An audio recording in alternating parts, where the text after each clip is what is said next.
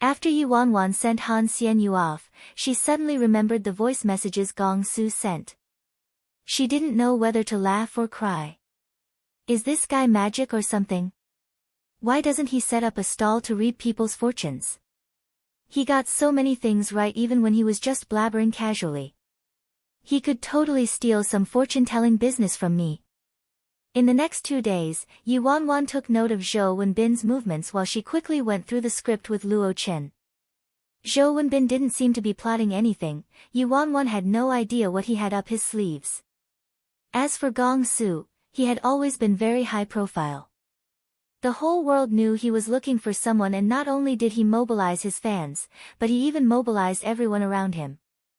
Now the entire industry knew about it. Luckily, Yu Wanwan rarely dressed as a girl in her neighborhood and would wear a mask if she did. Even if anyone saw her in the shop that day, the possibility of finding her was slim. This kind of incident would probably pass after a week when they couldn't find her, so Yu Wanwan wasn't very worried about it and focused on preparing for the casting.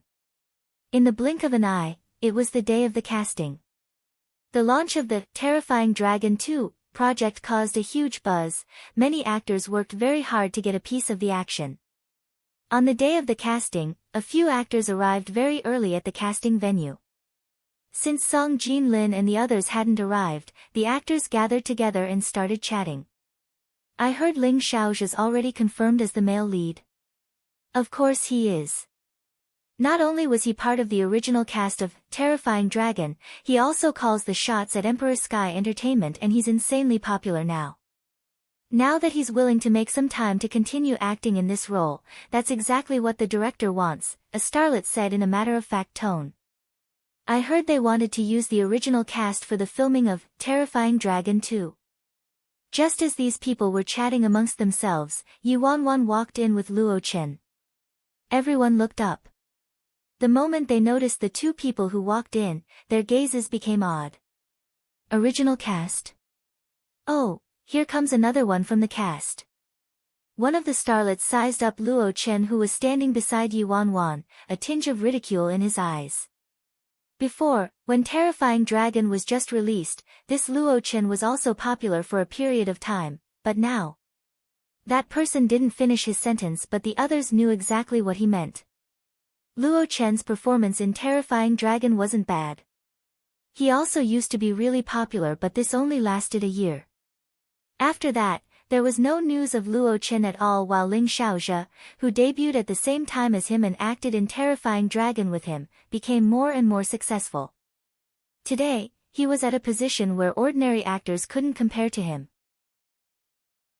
They were two people who came from the same TV series, yet after a few years, they were a world apart. Terrifying Dragon 2 mentioned they preferred the original cast, but that's not set in stone. Luo Chen has been so quiet all these years, how could it be that easy for him to come back to fight for this part? I heard that the supporting role has already been given to Su Ming behind closed doors. Su Ming? Isn't he the godson of one of the sponsors for Terrifying Dragon 2? Then I think Luo Chen probably doesn't stand a chance anymore. What does he expect? Does he really think he's still the same actor as before? He only became slightly famous from a little Weibo post. He should be grateful he's even being considered for the casting. The starlets gathered together and mocked him between themselves. None of them thought that Luo Chen had the slightest chance of getting the supporting role. Although they weren't speaking loudly, their conversation was more or less heard by Luo Chen and Yu Wanwan. Luo Chen's face stiffened when he heard Su Ming's name. Yi Ji. Luo Chen wanted to speak, but he stopped and looked at Yu Wanwan. The level of trust in his eyes had obviously decreased. Yu Wanwan looked at Luo Chen's expression. She raised her brows and asked, "Why? Scared now?" Luo Chen shook his head immediately. "No, I don't think about anything else. Just remember that from the moment the casting begins, you're Lin Luo Chen." Yu Wanwan looked into Luo Chen's unsettled eyes with vigor. Luo Chen looked at Yu Wanwan's eyes and his heart shuddered. He lowered his gaze and recalled everything Yu Wanwan had done to prepare him for the casting as he clenched his fists. Yi painstakingly planned and prepared this rare opportunity for me. I must not let him down. When Luo Chen lifted his head once again, the unsettledness in his eyes had disappeared completely. Yi Wanwan saw the determination in Luo Chen's eyes and the corners of her lips lifted into a smile. Just at this moment, Su Ming, who was accompanied by his manager, walked into the studio. Liked it? Take a second to support novels on Patreon. The artists who were still engrossed in their discussion immediately went silent after they saw Su Ming walk in. Su Ming had a rather impressive figure. His looks were in line with the current aesthetic taste of the moment, and he had a height of around 1.8 meters, as tall as a clothes rack. There was nothing much to pick on him about his personality, and on top of that, he wasn't bad at acting. He had been having strong momentum in the entertainment industry the past few years, and his popularity was continuing to soar. Su Ming strode into the studio, and the pair of arrogant eyes on his self-assured face swept around the studio. His manager, following behind him, smiled. Ah Ming, Director Song, and the others haven't arrived yet. Please wait here for a while. Su Ming nodded lightly. When his gaze hovered over Luo Chen and Yi Wanwan, who were a few steps away, his brows raised instinctively. The manager noticed Su Ming looking in that direction and followed his line of sight. He said, Ah Ming, Luo Chen's here today too, probably to audition for the supporting role as well. I know, Su Ming replied casually. Su Ming suddenly walked towards Luo Chen and Yi Wanwan. Luo Chen was adjusting his state of mind and mentally preparing for the casting later on when he saw Su Ming walking over with his manager. His eyes flashed slightly as he subconsciously glanced at Yi Wanwan. Yi Wanwan calmly gave Luo Chen a meaningful glance, hinting at him to hold his horses. She then turned to look at Su Ming, who was making his way over. In terms of his appearance, Su Ming could be considered quite attractive. In her past life, the role of Lin Luo Chen in Terrifying Dragon 2 was played by Su Ming. Even though Su Ming had the advantage of a sponsor, his acting wasn't bad, and because of Terrifying Dragon 2, his popularity soared even higher. It was just that. Comparing their acting skills alone, there was a huge gap between Su Ming and Luo Chen. This was also why Yi Wanwan dared to allow Luo Chen to fight for the role of Lin Luo Chen. Luo Chen. Su Ming walked over to Luo Chen and Yi Wanwan. He raised his brows and had a condescending look in his eyes. Su Ji. Luo Chen was younger than Su Ming by a year, and although they had never spoken before, it was better to be more polite. Su Ming smiled. Luo Chen, I watched the first Terrifying Dragon that you were in. It was amazing. I really liked Lin Luo Chen's role as well. There was a hint of surprise in Luo Chen's eyes. Su Ming actually praised him. Luo Chen could only respond politely. But before Luo Chen could say anything, Su Ming suddenly made a detour. But after all these years, you never acted in any shows, and now you suddenly want to act in Terrifying Dragon 2. I wonder if your skills are. As he spoke, Su Ming sized up Luo Chen and said, as an actor, I understand how scary it is for your acting skills to decline after going on a hiatus for a couple years. But don't worry. Even though you won't be able to handle the role of Lin Luo Chen, you can still look for other walk-on parts in Terrifying Dragon 2. Although what Su Ming said sounded quite courteous, there was sarcasm concealed within each and every word. The few artists who were watching the scene naturally heard the sarcasm in Su Ming's tone. He was clearly mocking Luo Chen for showing up to free ride on the popularity of Terrifying Dragon 2, even though he didn't have any skills in acting. Su Ming's right. Luo Chen disappeared for such a long time, and he only ever acted in the first series of Terrifying Dragon in his entire career, right? He really thinks he can take away the role of Lin Luo Chen from Su Ming, huh? Exactly, he doesn't have an understanding of his own abilities and thinks that victory is in his hands due to being from the original cast, huh? He should see for himself. Now, regardless of whether it's skills, popularity, or background, he can't compare with Su Ming. Liked it? Take a second to support novels on Patreon. One may say that Su Ming was very arrogant. But he could afford to be arrogant, he had both skills and a strong backer. Although his acting skills were a far cry from old-school artists, if Su Ming was compared to a group of young idols, his acting skills would be considered pretty good. For example, the classic bad example, Gong Su, even though he gained popularity through his stunning looks and abundance of wealth, his acting was too horrible to even watch, he could only show one facial expression from start to finish. He couldn't even remember his lines and only said the numbers 1 2 3 4 5 6 while acting, forcing the dubber to add his lines in manually. Photoshop cutouts, using substitutes, and all kinds of other shady techniques weren't out of the ordinary. So a young man like Su Ming, who was popular, had a sponsor as his backer and had average acting skills, was already considered quite remarkable. No wonder he got the part of Lin Luo Chen in Yi Wanwan's past life. If the director was anybody else, Yi Wanwan wouldn't have dared to bet that Luo Chen could fight with Su Ming, but the director this time was Song Jin-lin, the Song Jin-lin who revived the second season of Terrifying Dragon, to fulfill Lin Zhong's final wish. To him, the most important principle, more important than having sponsors or the original cast, was the artist's acting skills and also, his perception of the role. In her past life, Su Ming was the best candidate according to Song Jin-lin. However, if there was someone more suitable for the role than Su Ming. The hype she created for Luo Chen was simply to help him gain entry into the competition. Right here was where Luo Chen's real fight would begin. Facing everyone's ridicule and insults, Yi Wanwan curled her lips upwards and said casually, "If you're talking about fame, background, or backing, Luo Chen doesn't compare to Su Ming, he's not even as good as anyone else here. But since today's the casting, the judges only care about one thing, talent. And from what I heard just now, Mr. Su seems to have a misunderstanding of my artist's abilities. I'm afraid I have to let you all down today. If there's nothing going on behind the scenes, then based on acting skills alone, nobody can replace Luo Chen in playing the part of Lin Luo Chen."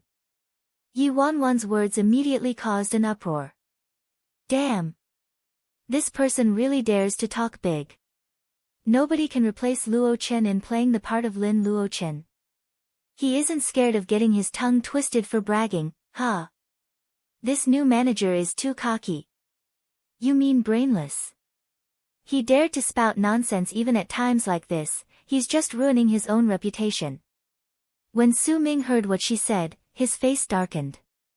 His manager, Wu Zhengfei, looked at Yi Wanwan and sneered, "Tisk, Manager Yi, don't be so boastful. If you get slapped in the face later, I'm afraid that wouldn't look too good, huh?" Yi Wanwan waved him off. "Then why don't we have a live telecast, a public casting?" Wu Zhengfei instantly furrowed his brows when he heard her words. Yi Wanwan turned directly to Su Ming and asked, "Why? You don't dare." There was a storm of protest after Yi Wanwan said that. Damn, is he crazy? He actually requested a public live telecast of the casting. Is he not embarrassed enough? What do you guys know? This Yi Bai is so crafty, he was able to bring an artist past his prime into a casting like this, how could he not have any tricks up his sleeve? He's obviously trying to free-ride on Su Ming's fame. So that's why, he clearly knows he'll lose without a doubt, yet he still wants to take advantage of Su Ming's popularity. He's really shameless. Everyone was in the middle of a heated discussion when the director, assistant director, producer, and the others entered one after another. Some of them had overheard the conversation between Yi Wanwan and Su Ming. Liked it? Take a second to support novels on Patreon. Song Jin-lin stopped in his tracks and took a glance in the direction of the young manager who had just spoken so wildly. Su Ming was young and impulsive, how could he tolerate Yi Wanwan talking to him like this? Furthermore, he had always been known as the best actor among the young idols and was relatively confident about his acting. Thus, Su Ming immediately walked up to Song Jin-lin and said, "Director Song, I request a public casting. In case someone gets jealous in the future and spreads rumors that I got this role through the back door." Public casting? Song Jin-lin was slightly doubtful when he heard that. Yes. Ah Ming, don't be rash. There's no need to bother with a buffoon who only knows how to exploit others. Wu Zhengfei quickly pulled Su Ming away. But Su Ming didn't care. He looked at Luo Chen directly and said, Luo Chen, dare to make a bet with me? Luo Chen clenched his fists slightly. Bet on what? Su Ming said proudly, if I win, record a video of yourself telling all the netizens and fans of the original work that you, Luo Chen, aren't good enough for the role of Lin Luo Chen. Wu Zhengfei wanted to stop Su Ming at first, but after hearing what Su Ming said, he hesitated. For sequels like this, the most troubling issue was that the fans of the original work would compare the original to the sequel. If they were able to tarnish Luo Chen's image in his fans' hearts in the process of today's casting, that would be very beneficial for Su Ming. He already had some inside information about Luo Chen. He hadn't taken on any projects in the past 3 years, according to the internal staff at Dazzling Media. Also, the video which made him famous took an entire day to film, as he had NG countless times before they could capture that scene. As for Su Ming, he spent a lot of money and hired a teacher to give him 6 months of special training. His acting couldn't easily be compared to the skills of an ordinary newbie. Wu Zhengfei intentionally chose this sequel for Su Ming as his transformation piece as he works towards becoming a capable artist. Faced with Su Ming's taunting, Luo Chen was silent for a long time before he said, what if I get the role? Su Ming acted like this possibility never crossed his mind, and he replied mockingly, if you win, you can do anything you like. This time, Luo Chen didn't look like he was going to cower in fear. He gestured to Su Ming's manager and said, mouthing each word clearly, if I win, please get your manager, Mr. Wu, to apologize to my manager for everything he said just now. Yi Wanwan purposely remained silent, wanting to see how Luo Chen would handle this situation, but she didn't expect that he would come up with a request like this. Wu Zhengfei's face turned stormy when he heard what Luo Chen said. I've been in the industry for 7 to 8 years now, but he actually wants me to apologize to a newbie? Su Ming shrugged and said, sure. At this moment, Song Jin Lin was already deep in conversation with the producer and assistant director. As far as the crew was concerned, having a public casting would hype the series up, so naturally they weren't against it. If they could push Su Ming's popularity higher and gain support from fans through the public casting, that would be ideal. Thus, the crew didn't even ask for Luo Chen's opinion and immediately agreed to Su Ming's request. Shortly after, the crew posted on Weibo informing everyone that in half an hour, there would be a live telecast for the casting of the role of Lin Luo Chen. Although it was a last-minute decision, this Weibo post still attracted the attention of many fans and netizens. The live telecast started and a large audience came flooding in. Liked it? Take a second to support novels on Patreon. Yi Wanwan watched coldly by the side as the crew got everything they wished for and prepared for the live broadcast with high efficiency. They already concluded that Luo Chen's skills weren't as good as other actors, and they were eagerly waiting to see Lin Luo Chen used as a stepping stone to advance Su Ming's career, thus maximizing the benefits. Meanwhile, Yi Wanwan was taking advantage of this exact mentality of the crew in addition to Su Ming's ego to smoothly execute this live broadcast. Luo Chen turned to Yi Wanwan, feeling a little guilty for deciding to agree to Su Ming's bet. Yi Ji. Was I too impulsive just now? Yi Wanwan laughed. Impulsive? I thought we were on the same page. The live public broadcast was initiated by her first after all. By obtaining affirmation from Yi Wanwan, it was like Luo Chen's teetering little boat gained a sail. There was now a determination in his eyes. At this point in time, the selection of roles for Terrifying Dragon 2 was a hot topic and the casting drew even more attention. Once news of the crew changing the casting to a live public broadcast went out, almost every netizen was filled with excitement. Ever since live broadcasts were popularized, this was the first time a production actually had a live broadcast of a casting, so this broadcast attracted many viewers due to its novelty. Shortly after, the live broadcast began. All the candidates drew lots for their casting sequence, then each individual auditioned in sequence. To facilitate the live broadcast, the casting venue was changed to a big hall that could accommodate up to 100 people. While the artists auditioned, other artists waiting for their turn could also watch from the side so that there would be total transparency. The crew arranged for the stage manager to be the host for this live broadcast, and he explained the reason for having a live broadcast this time, embellishing the story. The main idea was that Luo Chen's staff started the provocation and Su Ming took up the challenge to prove his abilities, so they opted for a live public broadcast. In order to build up the hype, the stage manager even mentioned the wager between Su Ming and Luo Chen. The bullet screen started to flood with comments and was very quickly taken over by Su Ming's fans. Damn! What the hell? Aside from Su Ming, is no one else allowed to play the role of Lin Luo Chen? However perfect things may seem, better actors can always show up. Isn't this a little too arrogant, huh? I admit that the original Lin Luo Chen was indeed a classic, but Luo Chen hasn't acted for 3 years. Who knows whether he can perform as well as before? In contrast, everyone can see our Su Ming's acting and how diligent he's been ever since his debut. He even cleared his schedule to go abroad for a few months to improve himself. This is the attitude needed for the role. Someone who idles his time away, not producing any work for so many years and only dishes up the same old stuff to gain popularity won't cut it. Exactly.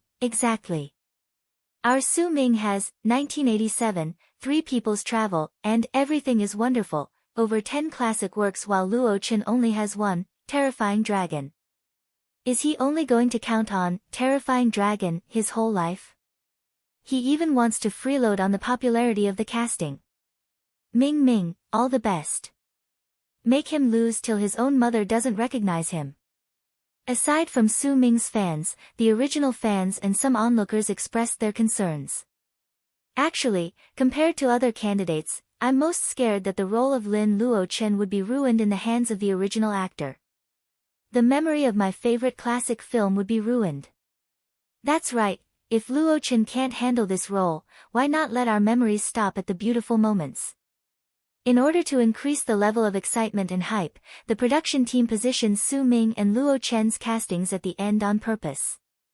The harsh fans of the original work criticized almost every candidate like they were worthless. Song Jin Lin was also unsatisfied with the performances of many candidates and his brows were furrowed from beginning till end. Bullet Screen is a feature on online video sites which allows real-time comments from viewers to fly across the screen like bullets. Liked it? Take a second to support novels on Patreon.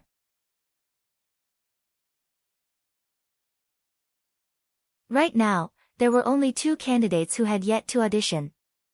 One of them was a popular newbie, Su Ming, the hottest choice for the supporting role who possessed both skill and good looks, while the other was Luo Chen, very popular among the fans of the original work who originally played Lin Luo Chen. Wu Zhengfei thought back to his sources once again and was sure that aside from his routine training, Luo Chen hadn't taken up any special training and hadn't hired any famous instructors to guide him. When Luo Chen first acted as Lin Luo Chen, he was very fresh, young and natural. Now, Luo Chen's acting skills were still quite green, and even if he was able to meet a certain standard, he couldn't compare with the Su Ming today. After all, the role of Lin Luo Chen in the second season was much more challenging than in the first season. What kind of artist could this impulsive and brainless manager produce? He only knows how to use low methods like abusing others' fame to gain popularity. TSK, he wants to abuse Su Ming's fame. Then we'll let him abuse it all he wants. After all, in the entertainment industry, getting flamed is also a way of gaining fame, right? We just hope that they can handle it. The producer glanced at Su Ming and Luo Chen and his eyes lit up. Now, we're left with Su Ming and Luo Chen. These 2 people are also the candidates everyone is most interested in for the role of Lin Luo Chen. In order to clearly distinguish between the strengths of these 2 candidates, why don't we do this? The producer thought about it and suggested, Su Ming and Luo Chen can have their auditions at the same time. The 2 directors and I will pick a topic. After that, it's up to the 2 of them to decide how they would like to act it out. What do you all think? The producer spoke so naturally that the assistant director was tempted to go along with it. This idea's not bad. But, who's going first and who will go second? The one who goes first seems to be at a disadvantage, right? I'll go first then. Senior Luo-chan hasn't acted in so many years that I don't want to have an unfair advantage. Su Ming glanced at Luo-chan at the side and volunteered himself. The producer nodded, satisfied with Su Ming's offer. Since this is the case, Su Ming, you'll start. The assistant director already agreed to it, so while Song Jin-lin furrowed his brows slightly, he didn't object to it either. Yi Wanwan crossed her arms and the corners of her lips lifted into a sneer.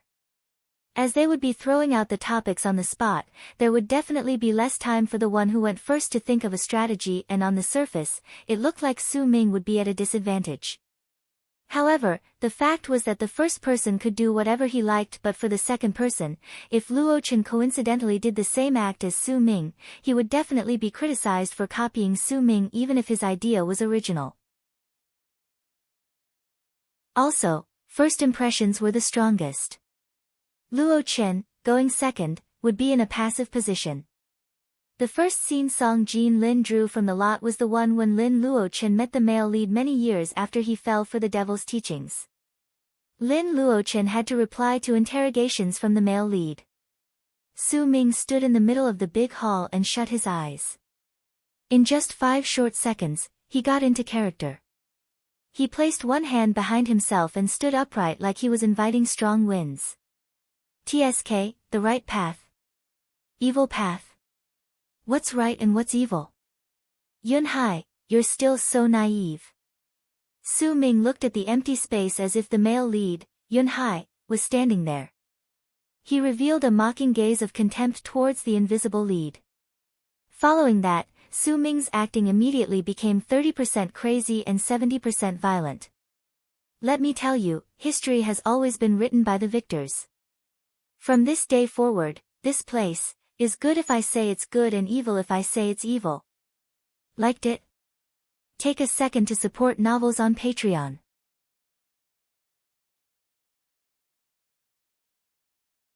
Every movement and expression was executed well, even his rate of speech and pauses were in line with character. He was on a totally different level compared to the newbie's exaggerated performances. Wow! Our Su Ming's amazing. Aggressive, domineering, cool and awesome. He's totally my ideal Lin Luo-chen. Who said nobody could surpass Luo-chen as Lin Luo-chen? As a fan of the original work, Su Ming wasn't bad indeed, much better than all the others who auditioned just now. He really executed the tyrannical Lin Luo-chen well. He gave a feeling of breaking free from his bondage and becoming unworldly. I find that Luo-chen has a greater advantage. Not only does he have more time to prepare, but he can also copy our precious Ming's acting and bluff his way out. Isn't this a little unfair? I'd like to see how he'll act later. If he dares to copy our precious Ming, we'll flame him to death. As for Su Ming's acting, the assistant director and producer nodded with satisfaction repeatedly. Even Song Jin-lin, who hadn't looked too happy the entire evening, started to ease up as well. When the assistant director turned to Luo-chen, he looked quite insincere and gave a perfunctory reminder, Luo-chen, you may start. Compared to Su Ming, who got into character in 5 seconds, Luo-chen continued sitting in his seat after the assistant director told him to start. Very soon, people started throwing insults. What's going on? He's taking so long to get into character. Su Ming only took 5 seconds. As a professional actor, getting into character quickly is the most basic skill. He can't even do this, and this is when he has the advantage of going after Su Ming. The gap between these two people is too wide. Su Ming has the bystanders' vote. We can't wait for Su Ming to bring us a whole new Lin Luo-chen. As one of the original fans, after watching Su Ming's performance, it makes me look forward to it too. Luo-chen's circumstances were in fact quite unfavorable. It was exactly because he was the original actor and had a high benchmark that fans' expectations of him were naturally more demanding. Not only did he have to perform better than all the candidates, but he also had to surpass himself. After about 15 seconds, Luo Chen finally made some movements. He lifted his head up slowly and looked in the direction of Su Ming. There was no evil in his eyes, nor was there indifference. Instead, there was a tinge of intimacy and wistfulness. Yun Hai was once his closest brother studying under the same master, but today, the contrast between these two people was like heaven and earth. Yun Hai was the most outstanding man in the young generation who was on a righteous path, while he was a devil people scorned. However, even though they had changed and everything else stayed the same, even though Lin Luo Chen had already given up on everything, when he saw Yun Hai, this brother whom he had once gone through life and death with, he still treated him as an old friend. Su Ming wasn't doing anything when Luo Chen turned to look at him, but now, Su Ming suddenly morphed into the male lead, Yun Hai, in Luo Chen's mind.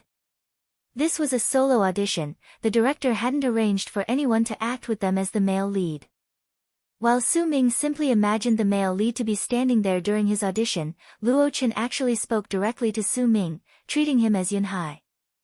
After Luo Chen glanced at Su Ming, he lowered his eyes and let out a low chuckle, ha. Luo Chen's young and handsome face looked as if he'd lived a lifetime. The right path. Evil path. What's right and what's evil? Luo Chen sighed lightly and looked at Su Ming. His clear eyes seemed to show the youth who used to ride on horses and talk about anything under the sun with him. Yun Hai, you're still so naive. When Luo Chen reached this segment, he merely said two short lines that were the same two lines Su Ming said. Everyone knew what was going to happen next and what the lines were, but everyone there, including the audience who had been throwing insults, held their breaths with their eyes fixed on the screen, waiting for Luo Chen's next performance. Liked it? Take a second to support novels on Patreon.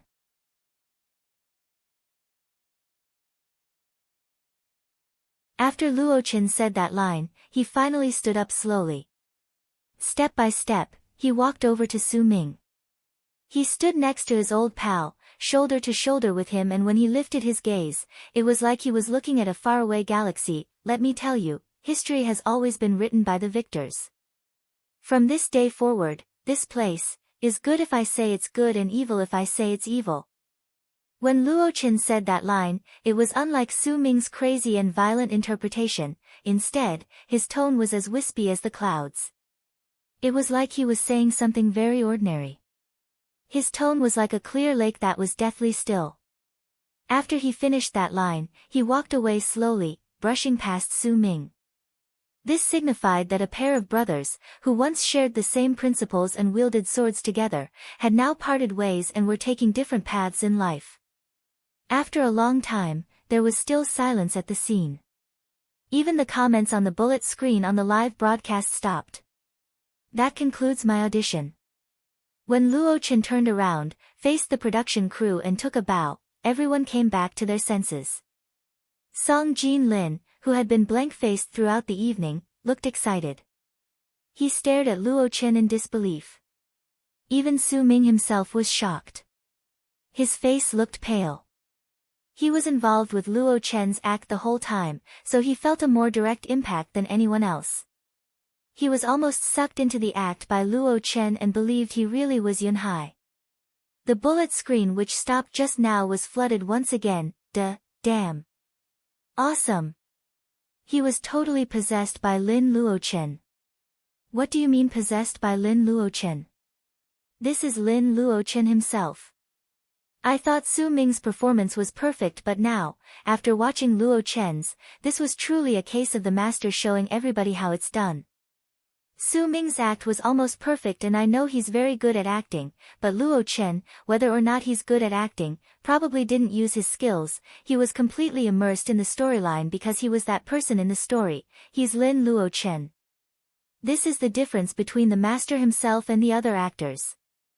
Su Ming was Lin Luo Chen before, but in just a second, he was brought into the act by Luo Chen and became Yun Hai. Actually, while all of you were paying attention to Su Ming, I was watching Luo Chen and realized that he's not slow at getting into character because he was already in character all along. He didn't need to get into character at all. This is too exciting. The original is truly the original. This role isn't something that can easily be played by just anyone else. Song Jin-lin was deep in thought. The scene he chose today wasn't a random choice, but it had a deeper meaning to it. This scene looked easy, but it was actually the most important emotional plot shift in the sequel. It depicted an important break between Lin Luo Chen and the male lead. One must know that in the second series, the relationship between the supporting actor and male lead was very crucial. They were friends yet enemies, they had differing principles yet were so alike.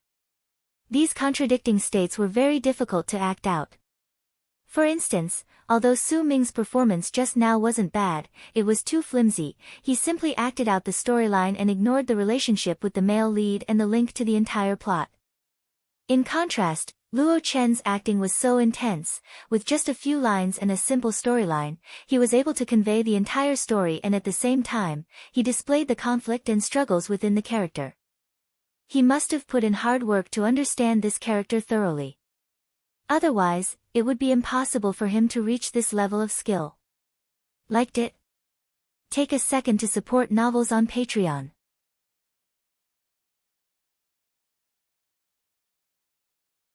But he needed to be sure. Whether it was just sheer luck or whether Luo Chen really had this kind of skill. With this thought, Song Jin-lin said firmly, Act 13, Scene 7, act according to your own perceptions.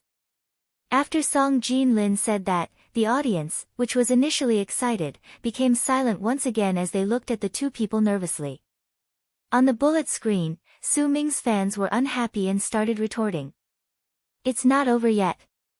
Why are all of you so worried? It could have been sheer luck just now. Exactly.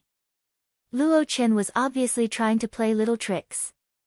Su Ming had to act by himself, so obviously, his results would be slightly worse, but Luo Chen used Su Ming to help him out. So scheming. Luo Chen didn't notice the reaction of the surrounding people. It was only when he heard Song Jin-lin say, Act 13, Scene 7, that he felt somewhat stunned. Yi Ji personally taught me this act and even emphasized it. I didn't expect director Song would really pick this one. While Luo Chen was still stunned, Su Ming had already gotten into character and begun acting. Su Ming showed he had really undergone professional training. He was able to get into character very quickly once again, and he entered the next portion of the storyline. Swish. Su Ming performed the motion of drawing out his sword, then he instantly attacked the space opposite. The vicious and murderous intention in his eyes seemed tangible, like it could be transmitted through the screen to the audience. So amazing. Now, this is more like Su Ming's true skill. Just his gaze alone was enough to send shivers down my spine. He acted out the bloodthirsty great devil so brilliantly. As everyone was exclaiming and praising Su Ming for his fascinating performance that was even better than his previous act, Luo Chen was making mental comparisons in his head. Su Ming's acting the scene exactly the same as I did before I was corrected by Yi Ji. If Yi Ji didn't go through this scene with me, my performance would definitely be similar to Su Ming's. Right now. Su Ming's audition won much applause, and his manager, Wu Zhengfei, was relieved as well. The assistant director and producer were both nodding their heads. However, Song Jin-lin, sitting in the middle, didn't have a change in expression at all. Instead, he looked straight at Luo Chen. Luo Chen, you may begin. Su Ming naturally noticed the special attention Song Jin-lin was giving Luo Chen. He took a deep breath to suppress the dissatisfaction in his heart, and he glanced coldly at Luo Chen. His teacher had guided him through this scene before, and he was very certain that his interpretation of this scene was the best. If Luo Chen's act was similar to his, Luo Chen would definitely appear weaker. Luo Chen nodded and began. He strictly followed what Yuan Wan taught him and finished acting the scene. Luo Chen's interpretation of the role was far removed from Su Ming's aggressive and emotional act. When he pulled out his sword, his gaze was cold, detached, purposeless and empty. There was no expression on his face, yet everyone felt a chill in their hearts. After watching Luo Chen's performance, Song Jin-lin's face finally lost its calmness. He asked with slight excitement in his voice, "Why did you use this method to act out this scene?" Walk me through your reasoning. Luo Chen glanced in the direction of Yi Wanwan, then considered his words carefully before responding with certainty. I think Lin Luo Chen had gone through so much injustice and torture at that point, and while his temperament did change drastically, the biggest difference between him and the old Lin Luo Chen wasn't the change in temperament but the veneration he had for life. If he revered life and considered people as humans, he would have a murderous intent, but if he viewed life like grass and dirt, then when he kills, there would only be indifference. The moment Luo Chen said his piece, Song Jin Lin immediately slammed the table. Well said. Song Jin Lin's eyes reddened slightly. Before teacher Lin Zong passed away, he once pulled me in to talk about this scene. At that time, he said the greatest change in Lin Luo Chen was exactly as you said just now. Luo Chen, you're pretty good. I can tell you studied this character diligently. When Song Jin Lin said that, Yi Wanwan heaved a sigh of relief. She knew Luo Chen had successfully secured this role. Liked it? Take a second to support novels on Patreon.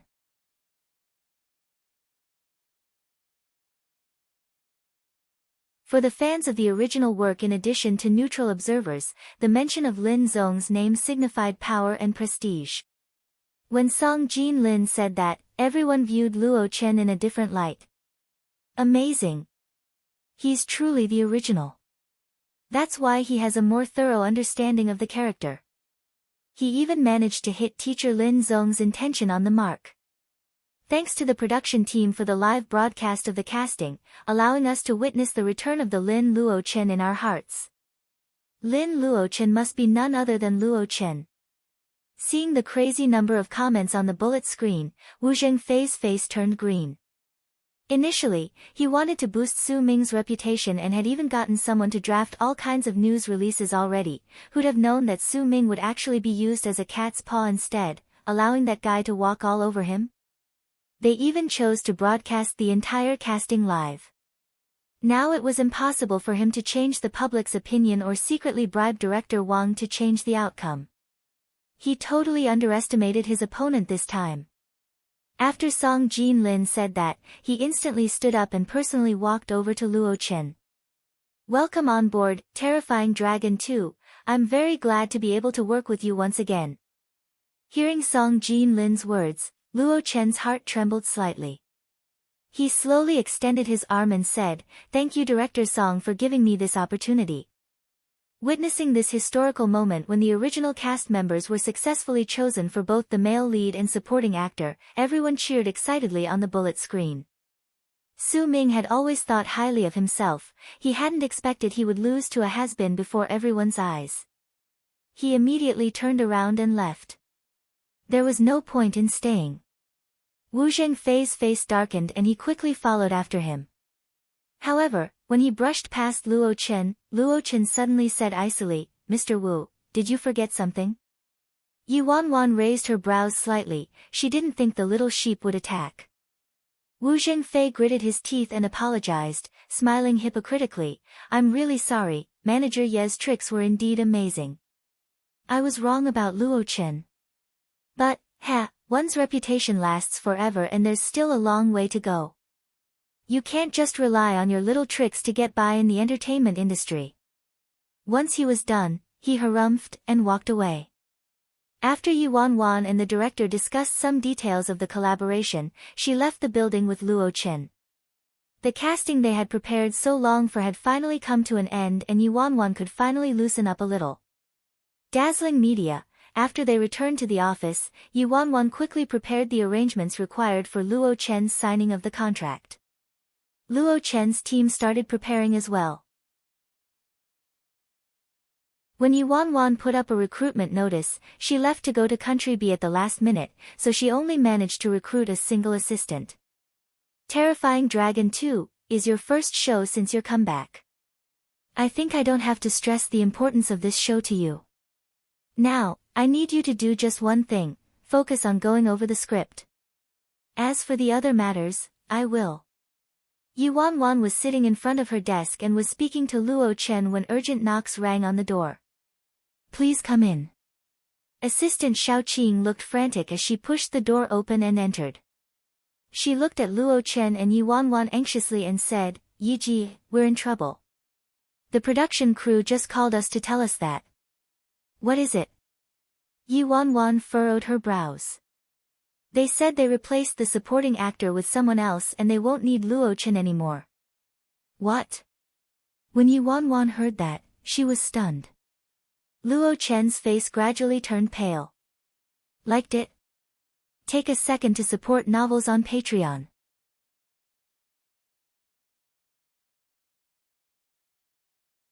Since it was a public casting this time, it would be no use even if Wu Zhengfei found a sponsor. The production crew wouldn't take such a big risk of offending the public by replacing the supporting actor after he was already chosen. You mentioned they found someone else. Who was it? Yi Wanwan suppressed the suspicion in her heart and spoke calmly. The little assistant was hesitant and didn't dare to speak. Instead, she passed a piece of paper over weakly. This is the fax the production crew sent over. Yi Ji, please take a look at this. They'll be making the list of main actors public this afternoon. Yi Wanwan took the fax and scanned through it. In the next second, she noticed the two shocking words after the position of the supporting actor Gong Su. Gong Su. After seeing that name, Yi Wanwan knitted her brows. That's why Yi Wanwan said, who had the ability to make the production crew swap the actors even after the casting was broadcasted live. Although Gong Su, a rich second-generation kid, had a terrible reputation in the industry, he came from an extremely wealthy background and his paternal aunt was one of the founders of Country M's entertainment giants, SA Entertainment. So he wasn't just a regular rich second-generation kid, otherwise, he wouldn't still be so popular considering his level of ability. I took so long to plan and spent so much energy on this, but in the end, we've encountered such a drastic change. Yi Wanwan closed her eyes and something seemed to flash in her eyes as she pinched her brows. She was about to speak when footsteps came up to the door. Zhou Wenbin was dressed in a luxurious gray custom suit and was standing at the door casually. He shook his head and said regretfully, young man, you're still too inexperienced. As someone who's been around for a while and since we're colleagues, I really had to give Manager Yi a reminder. For such a big production like Terrifying Dragon, you can't get the role simply by having some acting skills. Yi Wanwan looked coldly at Zhou Wenbin as he flaunted his power, not saying a word. Zhou Wenbin relished Yi Wanwan's look of failure for a while, then he turned to Luo Chen and said, Little Chen, Bin Ji taught you before that as an actor in the entertainment industry, only having skills is useless. Zhou Wenbin spoke while slowly strolling towards Luo Chen. He reached out to grasp his shoulder. Little Chen, if you regret this now. Before Zhou Wenbin's fingers touched Luo Chen, a fair wrist firmly intercepted him. Zhou Wenbin chuckled as if he didn't mind it at all. He retracted his arm as his perverted eyes scanned the youth's body and he said faintly, if you regret this now, there's still time. It's just that, I, Zhou Wenbin, have never wanted second-hand goods, someone who's followed others, before, so if you want to come back, you better show me your sincerity, ha ha ha. He sneered as he strolled away leisurely. After Zhou Wenbin left, there was an overwhelming dead silence. After a long time, Luo Chen tried his best to force a smile and said, Yi Ji. I'm fine, you've already helped me a lot, it's me. I'm useless. If Yi Ji chose someone else before, he wouldn't have to put in so much effort and he wouldn't be picked on by Zhou Wenbin. Yi Ji, why don't you choose someone else instead? Luo Chen was about to open his mouth but the corners of Yi Wanwan's lips suddenly curved into a wide smile. She pressed his shoulder, forcing him to take a seat on the sofa. She then said carefully, sit still. Yi Ji. Luo Chen looked at Yi Wanwan blankly. Yi Wanwan stood upright and smiled, Tisk, since they're not playing by the rules, don't blame me for taking extreme measures. Zhou Wenbin. Whatever methods he used to snatch that role, I'll make him spit it back out the same way. Yi Wanwan looked at the little assistant and asked, where's Gong Su right now? The little assistant replied honestly, he's in the office. I saw him in the makeup room upstairs. Yi Wanwan straightened her lapels and strode out of the office. Yi Ji. Luo Chen muttered as he watched Yi Wanwan's retreating figure. His eyes were filled with concern, unsure what Yi Wanwan was planning to do. Liked it? Take a second to support novels on Patreon.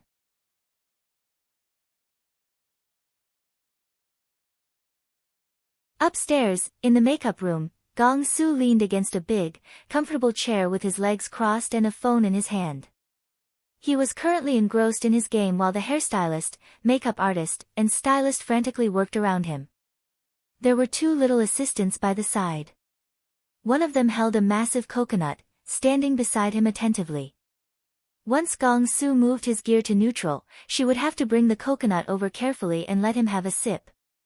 The other person was standing a few steps away, busy snapping photos of him. Su Ji, it's done. Please take a look to see if these are all right. The assistant brought the camera over nervously for approval. Gong Su took a quick glance and the disapproval was evident on his face. TSK, you didn't even get a good shot of young master's stunning looks. The little assistant quickly tried to suck up to him. How could that be, Su Ji? You don't have a single bad angle, you look good no matter how you're photographed. Gong Su did not care for such flattery anymore and simply picked a couple of photos impatiently. This, and this. Send them to my phone, I'm posting them on Weibo. Yes, right away. Don't forget to Photoshop all the pimples on my forehead. Yes. After the photos were done with, Gong Su posted them on Weibo with a sorrowful expression. He attached a photo of himself first, then smacked his lips and typed out a sentence. It's been 3 days since I met you and I haven't received any news about you. Little candied plum, there's an endless sea of people. How can I find you? The little assistant beside him leaned over and read the post. Her face darkened instantly. Our dear artist is starting up his tricks again and asking for trouble. My heart is so tired. Fuck. Lighter. Do you know how precious a strand of young master's hair is? Sorry. The hairstylist apologized profusely. Lately, Gong Su's mood had been exceptionally irritable and he was harder to work on. These people could only blame their bad luck. Everyone was fearfully trying to manage this little ancestor. Suddenly, there was a loud bang that came from the door. Someone had kicked it open from the outside. All they saw was a young man standing at the door casually. After he swept his gaze at everyone in the room slowly, his eyes landed upon Gong Su. The man gave him a forced smile. Gong Su stared at that insolent man who dared to kick open the door of his makeup room. Who are you? After the little assistant next to Gong Su saw the man, she quickly whispered into Gong Su's ear, Su Ji, he's that Yi Bai I mentioned to you before. This guy probably knows that you snatched Luo Chen's role and is looking for trouble now. He's Yi Bai. Gong Su raised his brows.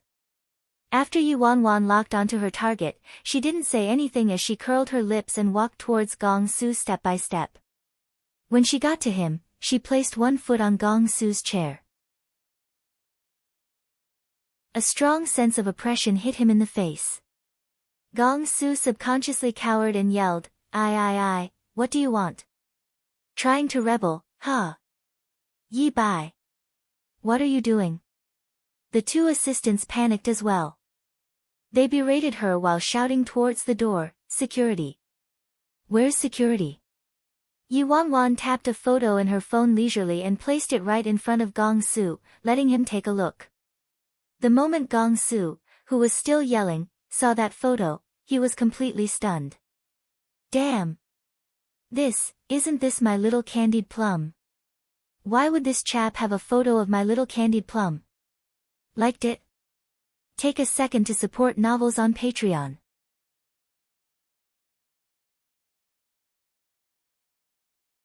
When Gong Su was tempted to continue looking at the photo, Yi Wanwan quickly retracted the phone and said, Look at me. Gong Su looked at Yi Wanwan instinctively. This one glance made him continue to stare in a daze. You. Do I look like her? Yi Wanwan lowered her voice and asked by his ear. Gong Su stared at the man's face and nodded repeatedly. At first sight, he didn't notice it because their temperaments were too different, but taking a closer look, why did he find that this man looked so similar to his little candied plum? The person in the photo is my little sister, Yi Wanwan said. The moment the man said that, Gong Su's eyes widened in complete disbelief. What? The little candied plum I've been looking for and went almost crazy for the past 2 days is actually this guy's younger sister. For a split second, Gong Su stared at Yi Wanwan as if he was looking at the god of sun, Apollo, glistening and shining, wishing he could worship her. Within the few seconds of conversation Yi Wanwan and Gong Su had, Gong Su was the only one who saw the photograph. Now came a herd of hurried footsteps. The staff rushed over with a couple security guards. The tall and bulky bodyguards asked aggressively, "Who's causing trouble here?" The little assistant by the side pointed at Yi Wanwan and said, "It's this guy here, he's causing trouble and tried to hurt someone. Chase him away right now." They couldn't take it if a single strand of hair was damaged on Gong Su's scalp. When those bodyguards heard that, they immediately charged towards Yi Wanwan. However, before anyone could get near her, Gong Su's expression turned icy instantly. He slammed the table and shouted, "Get lost. I'll deal with whoever dares to touch him." Seeing Gong Su's reaction, the two little assistants and staff were taken aback. The bodyguards looked at each other, confused and not daring to move. The little assistant quickly got closer to Gong Su and asked cautiously, Suji, what is it? This insolent guy here offended you just now, right?" Gong Su immediately roared at him, "Offended your grandfather? Who said you could shout at my Yi Ji?" The little assistant's face was covered in his spit and she was completely stunned. "Huh?" Gong Su ignored his assistant. He stood up and pulled out the chair he was just sitting on. He looked at Yi Wanwan and lavished her with praise. Yi Ji, take a seat." Seeing how Gong Su made a complete 180, everyone in the room looked at each other, confused and dumbstruck. They had no idea what was going on. The other little assistant said in a daze, "Suji, this is..." Gong Su turned his head and started scolding them, "Is your head? Hurry, go get tea for Yi Ji. Can you be on your toes? And you? Go get a coconut for Yi Ji right now."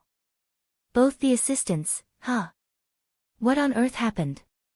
Why did our great young master, second-generation ancestor, suddenly become so polite and respectful towards Yi Bai? Although they didn't fully understand the situation, they didn't dare go against Gong Su's orders, so one of them quickly went to get tea while the other rushed to prepare a coconut. Gong Su personally took the big coconut, placed a straw in it and held it close to Yi Wanwan. "Yi Ji, have a drink, have a drink." Yi Wanwan forced a smile and looked suspiciously at the man with that beautiful, dazzling and handsome face. Then she supported her forehead with one hand and said faintly, "I heard that young Master Gong intends to act in Terrifying Dragon 2. Liked it? Take a second to support novels on Patreon."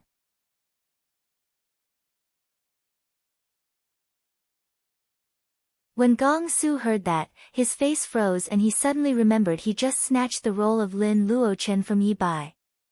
When he thought about how he already offended his future brother-in-law before he even found little candied plum, beads of cold sweat started trickling down Gong Su's forehead. After pondering it for a short while, Gong Su said without hesitation, "Terrifying Dragon 2. Who said that? I'm acting in Terrifying Dragon 2, how come I don't know anything about that? No. That's definitely not a thing." "Oh. Is that so?" Yi Wanwan laughed. She brought out the facts sheet the little assistant gave her. Gong Su glanced at the list of artists and immediately gnashed his teeth, wishing he could drag Zhou Wenbin out for a beating. If Zhou Wenbin hadn't kept nagging him, why would he court death by snatching the role of an artist under Yi Bai? He wouldn't have dared to offend little Candied Plum's older brother otherwise. Afraid that this incident would cause the distance between him and little Candied Plum to widen, Gong Su made up his mind and said, "Yi Ji, this was a misunderstanding. This must have been a misunderstanding. Why would I possibly take on a role as a supporting actor when the original cast was fine? After speaking, he turned his head immediately to look at his assistants. Both of you, what's going on exactly? Who allowed you to get me this role without authorization? The two assistants were completely lost. After they looked at each other, one of them replied, "Huh. Suji, wasn't this role the one you? Wasn't this the role he insisted on taking? He even said he would crush Yi-bai for coming over. Why is he acting like he has amnesia now?" The assistant didn't get a chance to finish speaking when Gong-soo anxiously interrupted, "Shut up. How dare you deny it? You're so gutsy that you dared to make decisions behind my back without authorization, huh? Call Zhou Wenbin over right now." The assistant didn't have a choice. In a situation like this, he really couldn't handle it. So, he dashed out quickly to look for Zhou Wenbin. Everyone else in the makeup room couldn't follow these developments either, and they all stood there in a daze. After the little assistant left to find Zhou Wenbin, Gong-soo kept blinking his peach blossom eyes which glistened like water. He looked at Yi Wanwan miserably. "Yi-ji, it was truly a misunderstanding. Why would I possibly steal the role of an artist under you?" Yi Wanwan took a sip of her tea. She smiled plainly and did not expose him. In the office on the second level, Zhou Wenbin was in a pleasant mood, wiping his precious antiques in the office while taking a call. "Huh, Yi-bai got the role of Lin Luochen. Who told you that? He's just a newbie, you think too highly of him. This role is in my hands now." "Why, you don't believe me? So what if the casting was broadcasted publicly? You think that having a public casting means the role belongs to him?" Zhou Wenbin was chatting on the phone with his friend when Gong-soo's assistant suddenly pushed the door open and entered hastily. "Zhou, Director Zhou." Despite seeing how flustered the little assistant was, Zhou Wenbin was unconcerned since he was in a good mood. He glanced at the assistant and said, "Why are you so flustered?" The little assistant wasn't completely sure about the situation, so he didn't dare speak irresponsibly. He could only put on a bitter expression and say, "Suji wants you to go over for a while." "Why? The great young master is throwing his tantrums again." Zhou Wenbin was already used to this and didn't pay much attention to it. He stood up and said, "Let's go, I'll take a look." Shortly after, Zhou Wenbin followed the assistant and reached Gong-soo's makeup room. "Gong-soo, what's the matter? Who made you angry this time?" Zhou Wenbin spoke kindly while walking in, but the moment he lifted his gaze, he actually noticed that aside from Gong-soo, Yi-bai was in the room as well. He was shocked for a moment, then revealed a mocking expression. "Ha, this Yi-bai guy really knows how to create his own path to destruction. He actually dared to run here to directly interrogate Gong-soo. Liked it?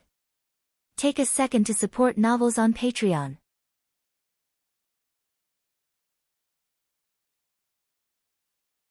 Chapter 471, Get Someone Else to Do It. Gong-soo's expression implied that he would bite whoever dared to ruin his reputation in front of his future brother-in-law. Seeing as Gong-soo was telling a barefaced lie, Zhou Wenbin's face was as black as the underside of a pot, but he could only force himself to say, How could that be? Of course not." Only then was Gong-soo satisfied as he sneered, "So, on the surface you obeyed orders but you secretly took matters into your own hands behind my back. You made this mess, so you have to fix this yourself. You, call the production team right now to clear things up. I will never take this role." How could he refuse the role that's already in his hands and present it to Luo Chen personally? When Zhou Wenbin heard that, his face turned ugly. He suppressed the darkness in his eyes, walked over to Gong-soo's side and coaxed him nicely, "Gong-soo, the production team has already selected you for this role and will be making it public soon. Suddenly saying that you don't want to act anymore, it's really hard for my side to explain this to the production team. We definitely can't back out now." Zhou Wenbin obviously wouldn't give up on the role so easily. How could Yi Wanwan not know what Zhou Wenbin was thinking about? She smiled and said, "Director Zhou's really humble. I just discussed the collaboration with the production team and when I returned to the office, I was informed about the change of actor for the supporting role. I'm sure everyone knows how efficient you are, Director Zhou. Zhou Wenbin was frustrated and immediately lashed out at Yi Bai. I was speaking to Gong Su. Who are you to interrupt? Who do you think you are? The moment Zhou Wenbin spoke, Gong Su slammed the table and roared, Zhou Wenbin. Is this how you speak to Yi Ji? Yi Ji. When Zhou Wenbin heard how Gong Su addressed Yi Bai, his eyes opened wide in utter disbelief. Gong Su actually called Yi Bai Yi Ji. What exactly is going on here? Gong Su stroked his fringe as the noble and haughty aura around him suddenly dissipated. TSK, you can't change it. Sure. If you can't do it, why don't I get someone else to do it? When Zhou Wenbin heard him, it was as if his pressure points were struck and his face turned completely white. This brainless great young master, Gong Su, is easy to talk to when he's in a good mood, but when his temper rises, there's nothing he won't do. If he gets so mad that he wants a change in manager, it's all over. Zhou Wenbin couldn't afford to worry about Yi Bai anymore. He made a prompt decision and said, Gong Su, this incident was truly my fault for not thinking things through carefully. I should have discussed with you before making any decisions. I'll clear things up with the production crew immediately and will definitely clear up this mess. Zhou Wenbin walked to a corner after speaking and called the production crew to try to clear up the mess. He was completely distraught. The production team was already prepared to go public with the list of cast members when Zhou Wenbin called them all of a sudden to tell them that Gong Su didn't want to be part of the production anymore. Obviously, their attitudes were sour and Zhou Wenbin could only hold in his temper and explain, stubbornly declining the role that was already in their possession. It was chaotic in the makeup room as there was quite a number of artists and staff crowded outside. Seeing that Zhou Wenbin had been scolded so badly by Gong Su, everyone started whispering and gossiping. After Zhou Wenbin made the call, he wiped the cold sweat from his forehead and walked towards Gong Su with residual fear. Gong Su, I already made things clear with the production team according to your instructions.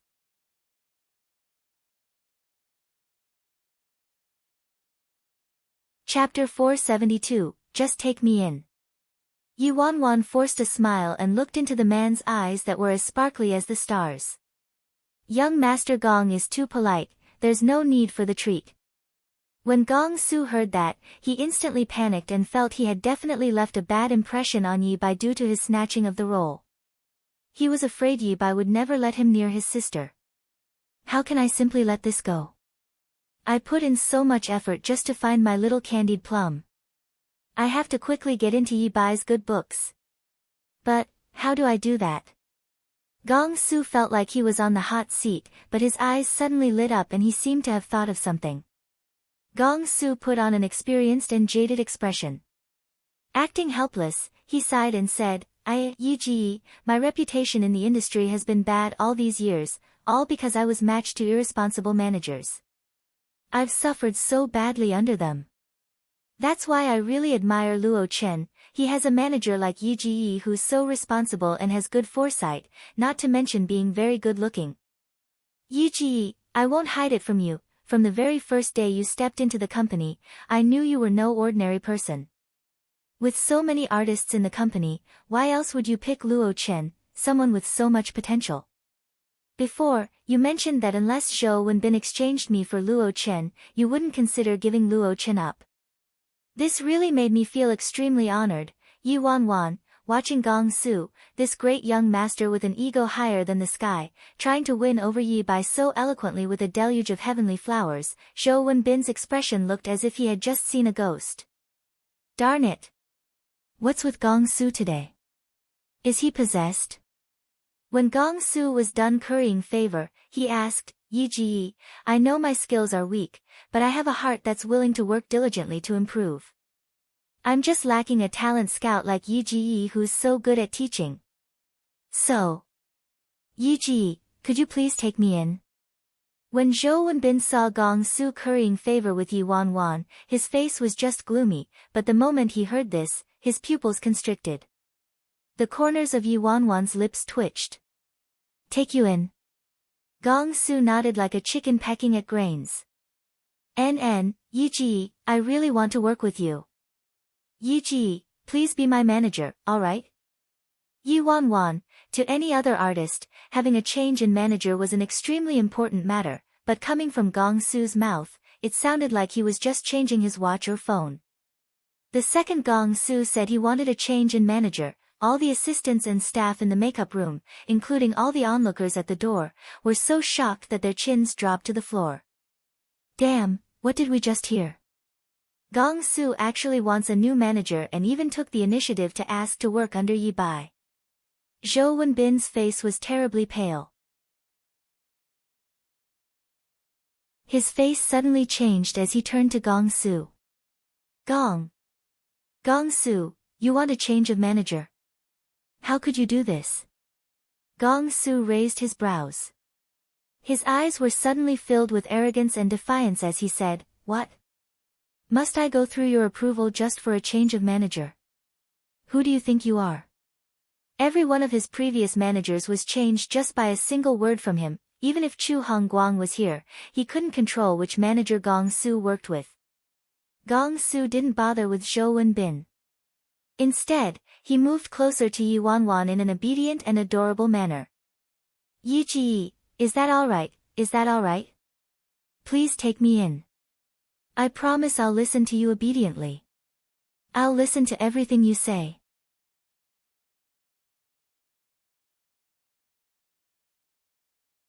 Chapter 473, A Double-Edged Sword. This guy had an outrageously good-looking face, and when he acted pitifully, he was simply too attractive, causing people to forgive him for everything and giving in to any requests he had. If his fans saw him like this, their screams would probably break through the clouds. However, Yi Wanwan didn't believe a single word of Gong Su's promises. With regards to the glorious deeds of Gong Su, she knew them very well. Gong Su will listen obediently to his manager. This could potentially be the greatest lie of the year in the entertainment industry. The moment Gong Su said that, everyone's gazes landed on Yi Wanwan, awaiting her response. Zhou Wenbin stared at Yi Wanwan with a gaze that looked as if he wanted to burn her alive. Gong Su, did this guy say something to you? This guy's very treacherous and cunning, don't be fooled by him. Gong Su was afraid Mr. Yi would be angered, so to de-escalate the situation, he quickly yelled, Zhou Wenbin. Why are you? At this moment, a man's clear voice resounded, alright. Following Yi Wanwan's, alright, there was a pin-drop silence in the makeup room. Gong Su was speechless. He was stunned at first, like he was in disbelief, then both his eyes suddenly sparkled. He turned to Yi Wanwan excitedly. Yi Ji. You agreed? You're willing to take me in? Why not? My goal is to protect the Yi family and Emperor Sky Entertainment. With my current progress, I'm still too far from my goal. Even if Luo Chen becomes famous from this show, I'll still be trampled by Zhou Wenbin, and if I want to solidify my power, I still have a long way to go. If I take in Gong Su, that would be a great help to me. I know Gong Su's a double-edged sword, extremely hard to control. But, so what? In the entertainment industry, there are all kinds of risks and gambles. There's no reason why I should decline such a great opportunity. Yi Wanwan said leisurely, I only have Luo Chen under me right now, and today, he's on the right track, so there's no harm in taking on another artist. It's just that, as Yi Wanwan spoke, she looked over at Zhou Wenbin with a meaningful glance. Seeing that, Gong Su said, Yi Ji, as long as you agree, there won't be any problems. Don't worry about any other issues, I'll settle them. Gong Su turned towards Zhou Wenbin the moment he finished his sentence and said eagerly, Why are you still standing there? Didn't you see that Yi Ji has agreed? Go bring my contract over right now. Zhou Wenbin didn't expect this at all. Yi Bai was beaten down by him to the point where he couldn't even fight back just a moment ago, but now there was a complete turn of events, and not only was he forced to return the role to Yi Bai, but even Gong Su was leaving with him. The craziest thing was that until now, he still didn't understand what exactly happened and why there was such a sudden change in Gong Su's attitude. No way. There's no way. It was so hard for me to grab onto this money tree. 1. Gong Su, how can I just simply let him go? Zhou Wenbin wept and wailed on the spot. Gong Su. I've been with you for 3 entire years and was totally devoted to you. Even if I haven't done any good deeds, I've put in a lot of hard work. You actually tossed me away all for this scheming young guy. At this moment, there were more and more onlookers. Everyone watching was part of the internal staff and they all knew Zhou Wenbin's character. Watching Zhou Wenbin's act, everybody felt sick to their stomachs. 1. A source of easy money.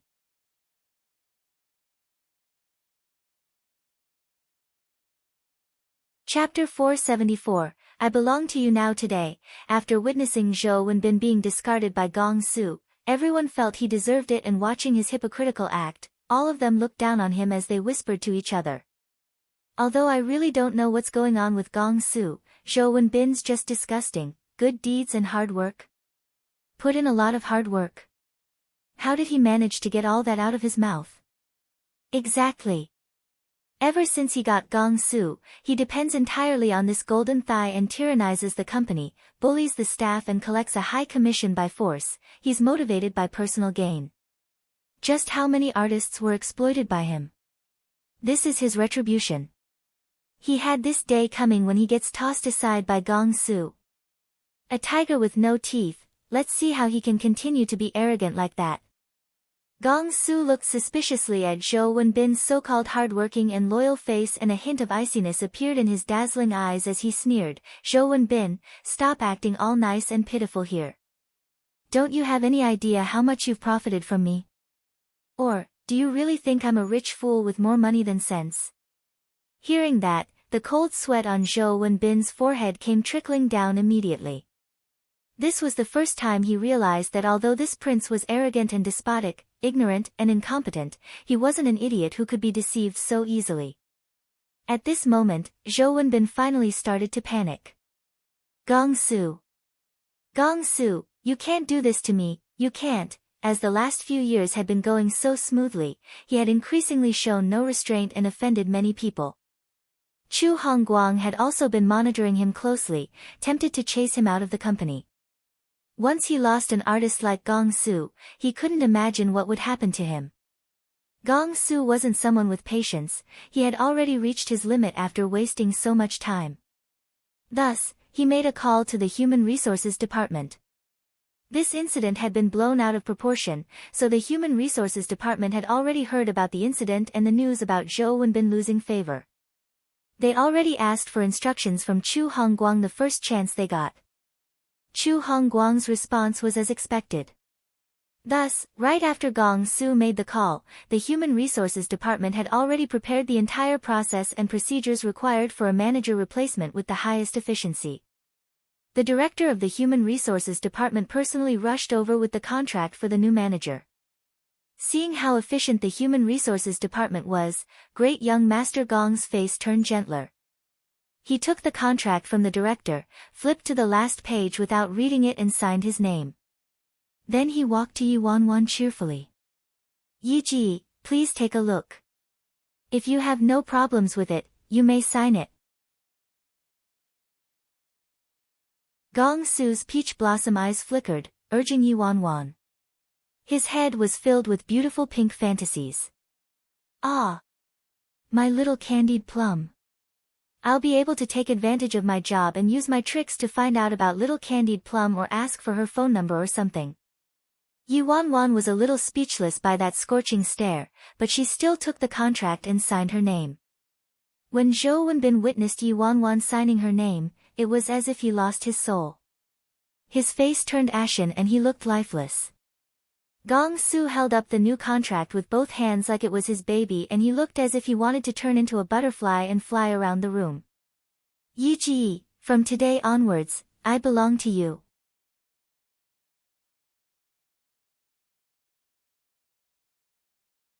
Chapter 475, There's a chance. Gong Su asked Yi Wanwan in private, Yi Ji, you see, now that we've established such a close relationship, can we? Yi Wanwan gave Gong Su a sidelong glance and stood up slowly from the chair. Depends on your performance. Even though Gong Su was somewhat disappointed, his spirits rose very quickly. Brother-in-law wants to observe me, this means there's a chance. With that thought, Gong Su felt suddenly invigorated. Yi Ji, don't worry. I'll definitely perform well. Seeing this vain, great young master acting like an ambitious youth, Yi Wanwan couldn't help but burst out in laughter. I really look forward to your performance. The upward curvature of his lips spread like a ripple towards Gong Su's heart. In Gong Su's eyes, this smile was an exact replica of that girl who gave him those candied plums. Gong Su stood rooted to the ground in a daze. He was dazzled and the tips of his ears started burning. Is it because they're siblings? In that split second just now, the two of them looked so alike. Zhou Wenbin wasn't sure how he returned to his own office. It hadn't been long since he returned to his luxurious office. Before he could come to his senses, his phone started ringing. Seeing that it was Chu Hongguang, an ominous premonition instantly arose in his heart. Hello, Chairman Chu. On the other end of the call, Chu Hongguang sighed. Wenbin, you've been with the company for such a long time. Why can't you hold a single person back? Zhou Wenbin replied anxiously, Chairman Chu, I have no animosity towards Gong Su at all. That young guy, Yi Bai, must have played some dirty tricks under the table. All right. Gong Su's gone over to Yi Bai's side already, so this is the end of it. I have another issue I want to discuss right now. Chu Hongguang's tone became stern and cold.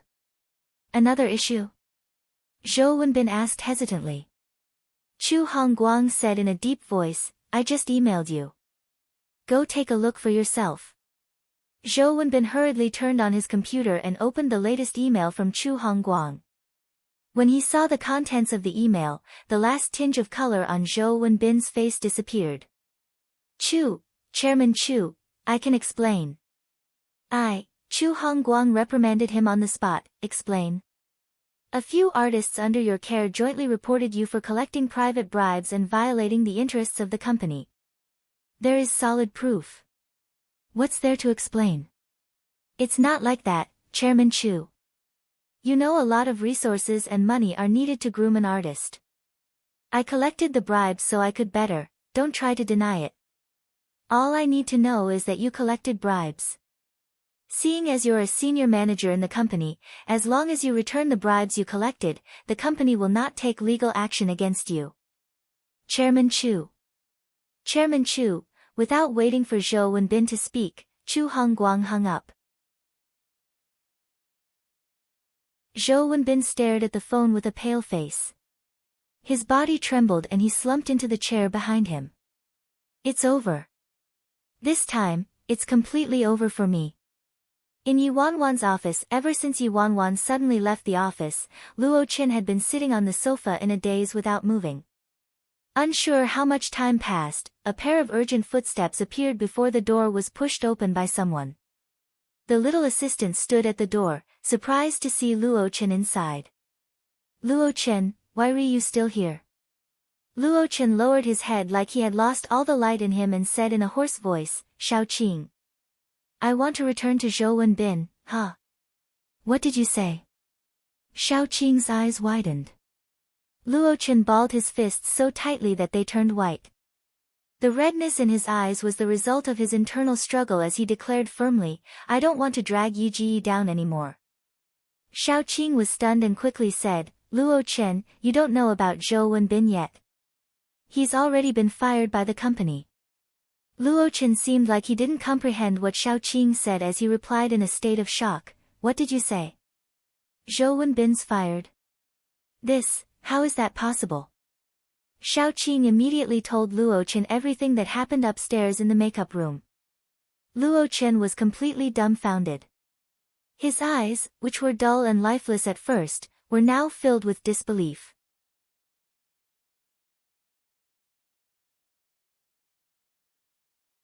Chapter 476, You already have me. While Luo Qin was still listening in a daze, two new footsteps approached the door. It was Yi Bai returning to the office and following behind him was Gong Su. Gong Su had just gotten his makeup done. His entire being was dazzling with brilliance and the office brightened up the second he walked in. Hi, Gong Su. Xiao Qing exclaimed in surprise. Wherever Gong Su went, the stars would twinkle around him along with numerous bodyguards surrounding him. Even though they worked in the same company, the little assistant had never seen Gong Su in such close proximity.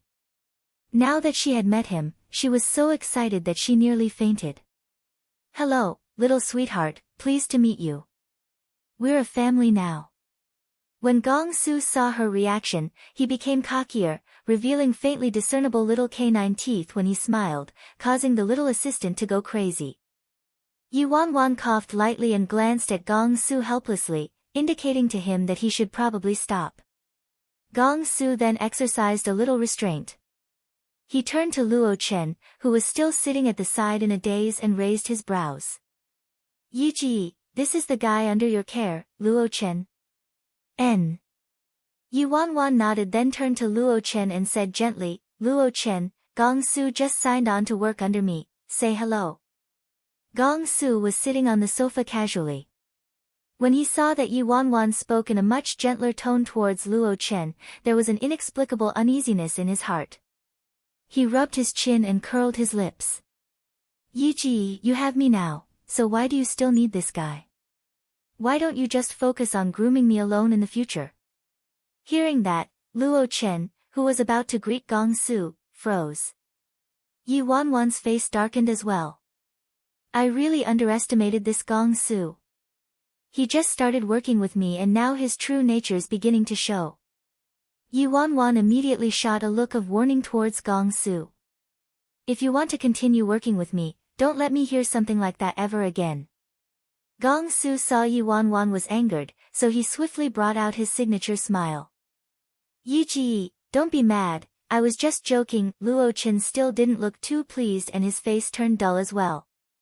"Yi, let's go have a meal together later. Consider it a celebration of me joining the team," Gong Su suggested unabashedly. Yuan was tidying up some work from Gong Su's transfer as she replied, "Another day. I have to deal with some paperwork first." "You're busy in the evening?" Gong Su asked. Yuan answered without even looking up, "I made plans this evening." "What plans?" Gong Su asked again, unwilling to give up. "A date with my girlfriend," Yuan replied. Oh, this finally shut Gong Su up. His expression was as listless as a child who was refused his candy. A few hours went by in a flash and the sky started to turn dark. Yuan saw that it was almost time to go, so she quickly packed up her things then rushed out of the company building. From entering dazzling by solving Han Xianyu's crisis to signing Luo Chen, then successfully helping Luo Chen get the supporting role in the Terrifying Dragon sequel, and today, surprisingly managing to topple Zhou Wenbin, this greatest enemy of hers, and even signing Gong Su, she had come a long way. After being reborn, she put in so much effort and hard work for so long and things were finally moving in the right direction. At this very moment, she really wanted to share this news with someone. In this split second, the first person that popped into her head was unexpectedly that lonely figure in the night wind.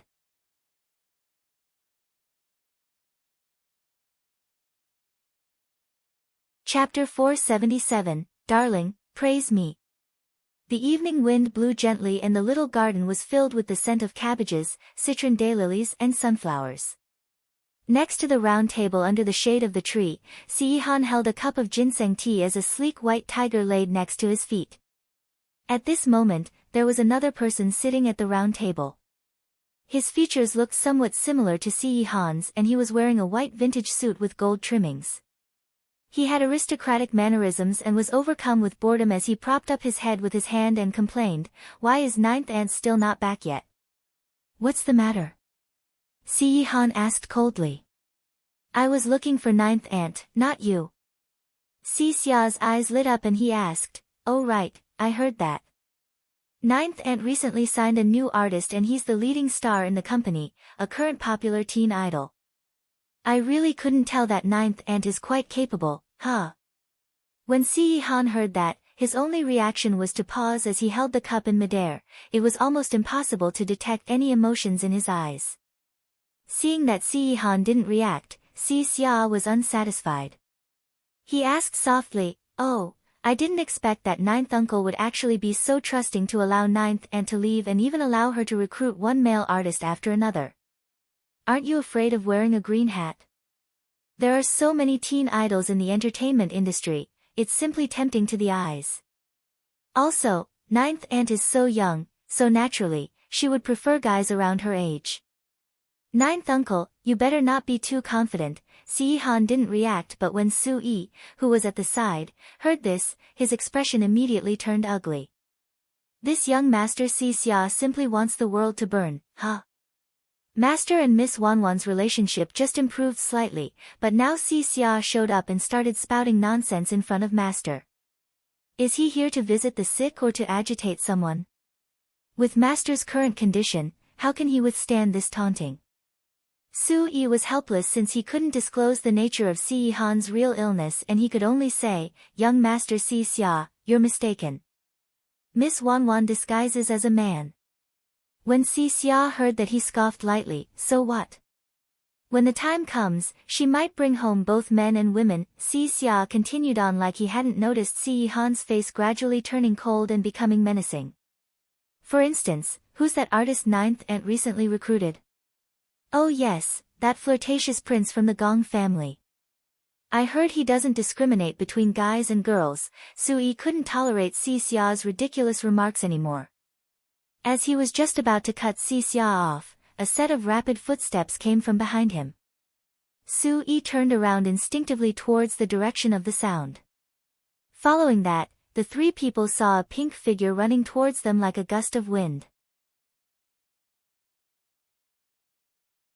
The girl ignored the presence of everyone except Si-han and ran directly into his arms. Si-han caught the girl colliding into him in a flash, and at the same time, the ginseng tea in his hand jerked violently, almost spilling onto the girl. Si-han frowned. He was about to speak, but in the next second, he felt something soft on his cool lips. Yi Wanwan pounced over, lowered her head immediately and kissed him on his lips swiftly. As she had just run over, she was a little out of breath and her chest was moving up and down quickly. Her eyes glistened like the stars in the galaxy and were filled with life and vigor as she said, "Darling, I'm back. Did you miss me?" The cloud of gloominess around Si-han that arose from Si-xia's comments immediately dissipated the moment she crashed into his arms. Yi Wanwan's bright eyes focused on him. Her face eagerly sought praise as she said, "Quick, praise me. I've been promoted. And I also recruited another artist. Am I awesome or what?"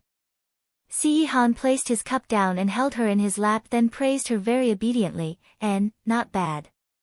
Su-yi, who was worried to death his master would be angry, the little young Master Si who thought he had finally been successful in his taunting but who lost his chance before he could rejoice.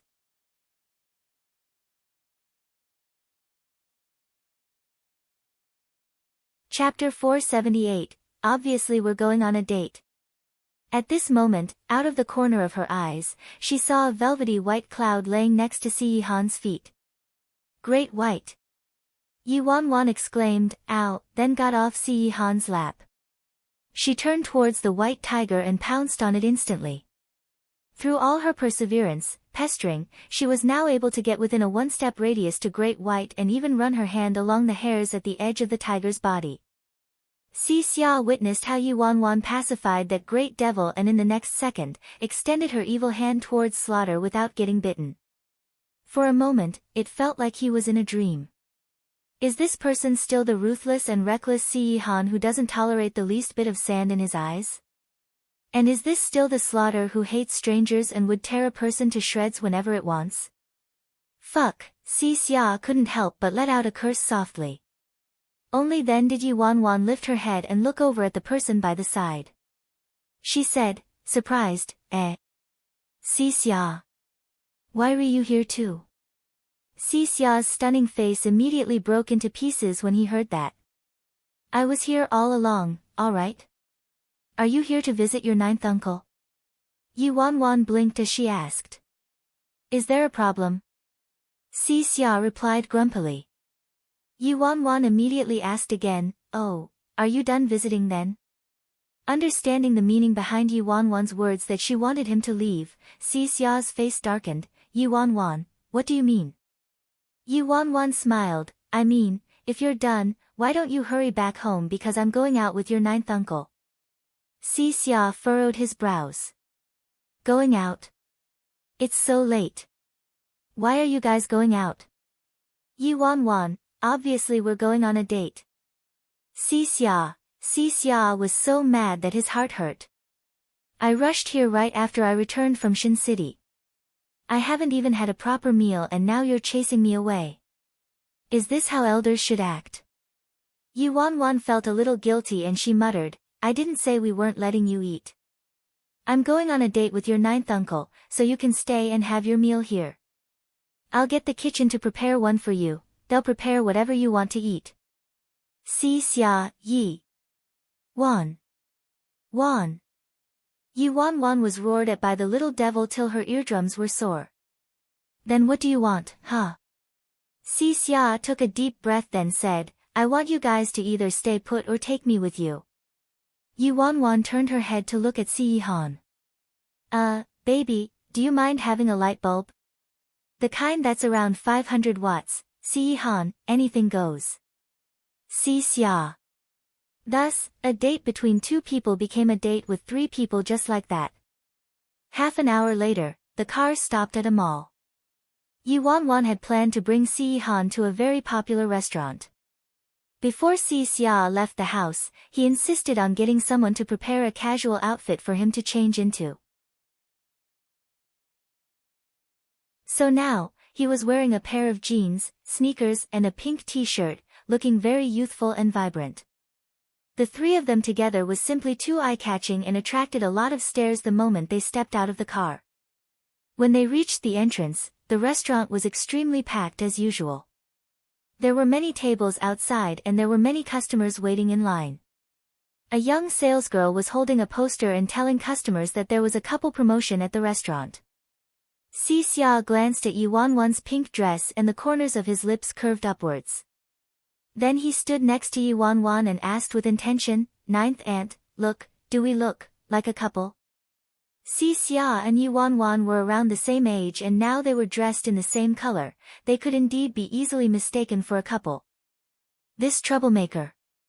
Yi Wanwan panicked and looked at Si Yihan, then she clenched her teeth and hugged Si Yihan's arm, beaming, hee, don't we look like daddy and mommy bringing our son out? Si Xia's cheeky grin cracked in a split second. Yi Wan. Go to hell.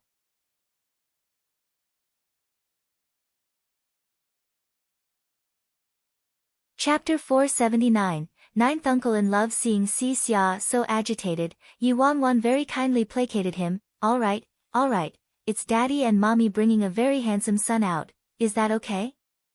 Are you happier now? Not a single bit.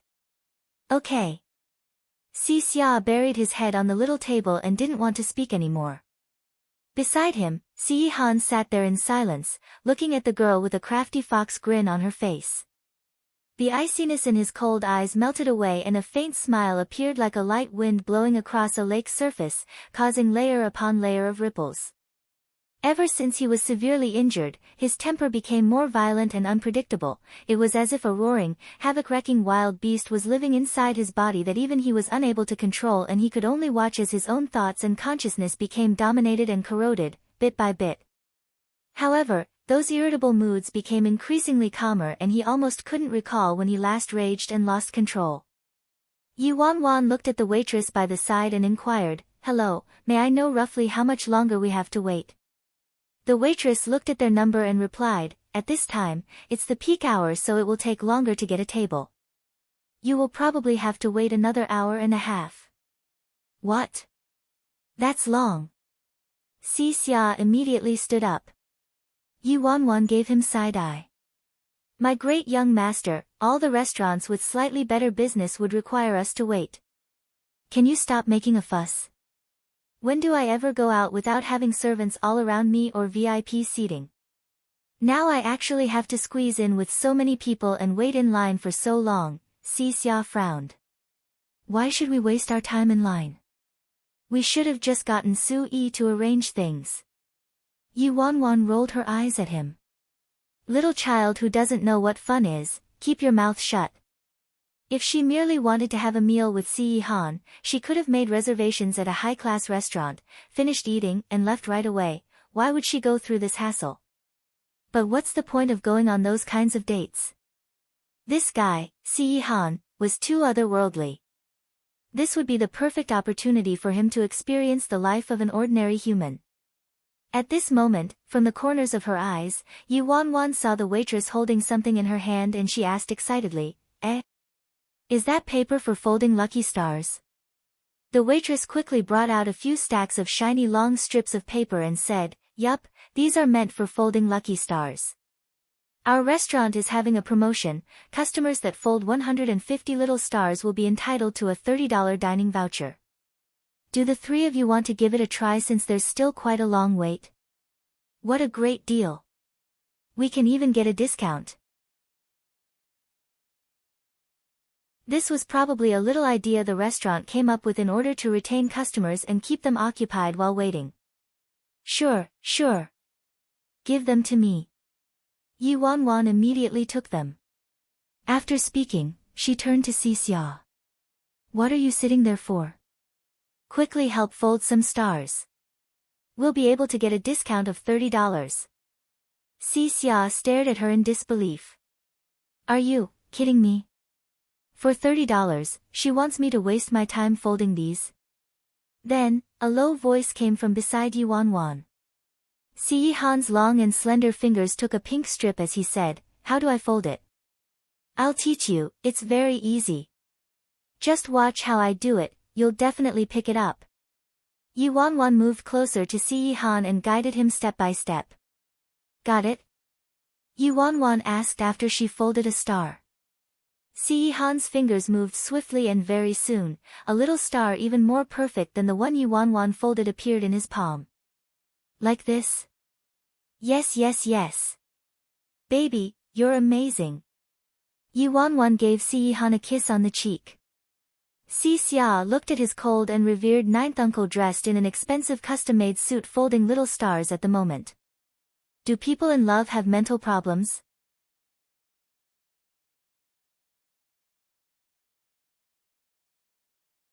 Chapter 480, Can't bear it. She passed a stack of blue strips of paper over. Xia looked at the bright strips of paper in Yi Wanwan's hands, took a deep breath and accepted them reluctantly.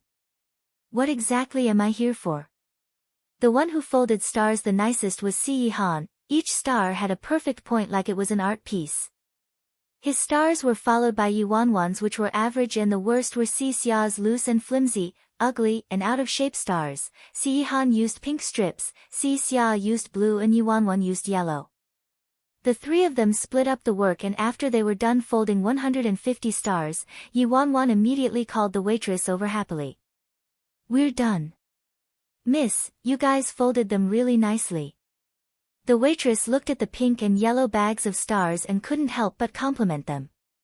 However, when she saw Xia's bag, her face twitched a little. Yi Wanwan couldn't stand it as well. The stars in the blue bag were folded quite badly. Can they even be used? Xia was massaging his aching fingers, but when he heard Yi Wanwan's comment, his face darkened. She actually insulted the stars I folded. The waitress coughed lightly and said, No problem, they can all be used as long as the quantity is enough. Hearing the waitress say that, Xia didn't look so glum anymore. He painstakingly folded so many stars, and if they couldn't even be used, he might really tear down this restaurant. The waitress then took away the 3 bags of little stars, but Yi Wanwan hesitated and stopped her. Wait. Miss, is there anything else? The waitress asked. Yi Wanwan thought for a while, then said, 150 stars for $30, so it means 50 stars can be exchanged for $10? That's right. Oh, then, Yi Wanwan kept Si Han's bag of pink little stars, looked at the waitress and said, We won't exchange this bag then. We'll use just those 2 bags in exchange for $20. Sure. The waitress kept the other 2 bags of little stars. After the waitress left, Si Han turned to Yuan. Why aren't you exchanging this bag? Yuan held up the bag of little pink stars and her smile blossomed like a flower. This bag of little stars was personally folded by the CEO of C Corporation, master of the C family, right? Of course I can't bear to sell them. I want to keep them as a souvenir. Little stars folded by the great devil are simply too rare, huh? Si Xia, how could you exchange mine just like that? When it was finally their turn to sit, Si Xia was almost dying from the abuse. The restaurant was packed. There was a deliciously fragrant scent of food in the air, fresh flowers on the table and someone playing the violin in the middle of the restaurant. The atmosphere was lovely. Currently, there were also a female host and a pair of lovers on stage who appeared like they were playing a game. Yuan finished ordering the dishes very quickly, and while they were waiting for the food, she rubbed her chin and looked at the stage. What game is this? The waitress who was filling their cups explained, this game is called telepathy.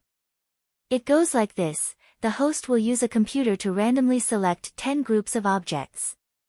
Each group will contain 2 objects and will be shown on the big screen.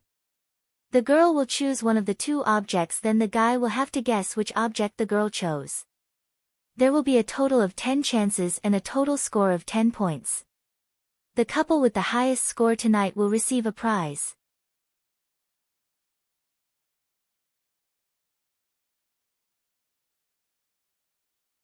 Chapter 481, I want to play and you have to go with me. Si Xia glanced at the stage unenthusiastically. Boring. Yuan didn't bother with Si Xia. She turned to the waitress and asked, what's the prize? The waitress responded, the customers with the highest score will receive a laptop, and if there's a tie, we'll have a face-off. Couples don't usually get a perfect score for a game like this even if they know each other very well. The highest score on record in our restaurant is 8 points, so we have a rule, if a couple can get a perfect score, they'll receive a grand prize. What's the grand prize? Yuan asked instantly. Waitress, $30,000 in cash. They're actually giving out straight cash. This is right up my alley. Yuan was excited the moment she heard that and really wanted to give it a go. However, this thought went by in a flash. Si Han didn't like showing his face in public. Making him fold those little stars could be considered acceptable, fun even, but pulling him up on stage to play this childish game would be stepping over the boundaries. Miss, you guys can go up there and try your luck, the waitress prompted. Thanks, but it's fine, I'm not that lucky. Yuan smiled. Then Si Xia, who was bored to death, suddenly asked, hey, do we have to be lovers to play? The waitress said, our restaurant plans some special activities for lovers today, but since you guys came too late, those exclusive games for lovers already ended. This program now is catered for all customers in the restaurant, so you can join as long as there are 2 people in a team. No matter if you're lovers, friends, or relatives, this is open to everyone.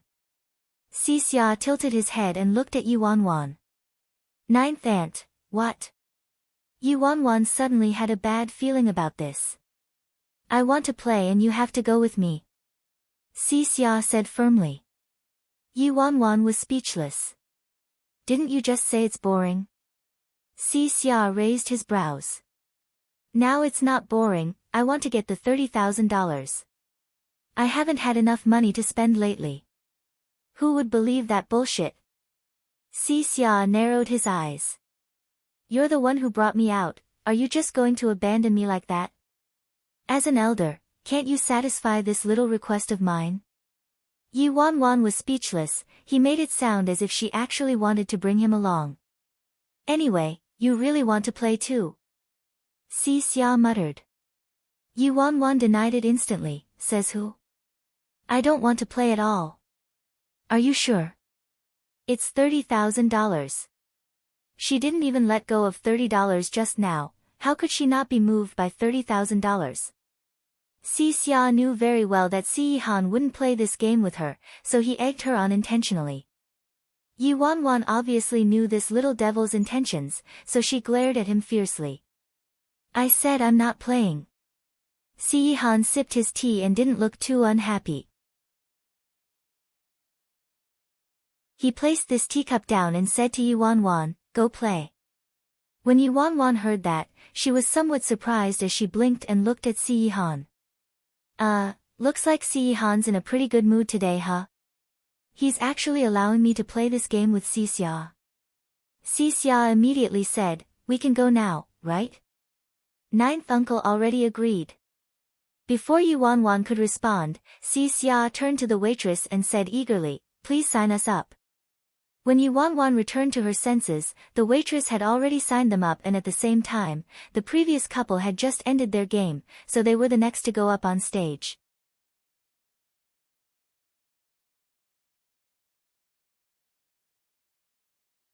Chapter 482, How Did You Even Guess? The host's eyes lit up when she saw the three of them. She walked forward and asked, "May I know who's participating in this game?" Yuanwan pointed at herself and Xia. "Both of us." "May I know how the two of you are related to each other?" "Friends." The host initially wanted to ask if they were lovers, but although this girl looked like she could be in a relationship with this boy, she was definitely more intimate with the guy next to her. To prevent Xia from speaking nonsense, Yuanwan swiftly replied, "First, relatives." "I see, great. Then before we start, I need to tell you that the highest score right now is 8 points. The two of you need to surpass this score in order to win a prize. If there's a tie, we'll arrange for a playoff. We'll start right away if there are no other questions." "No problem, let's start," Xia prompted.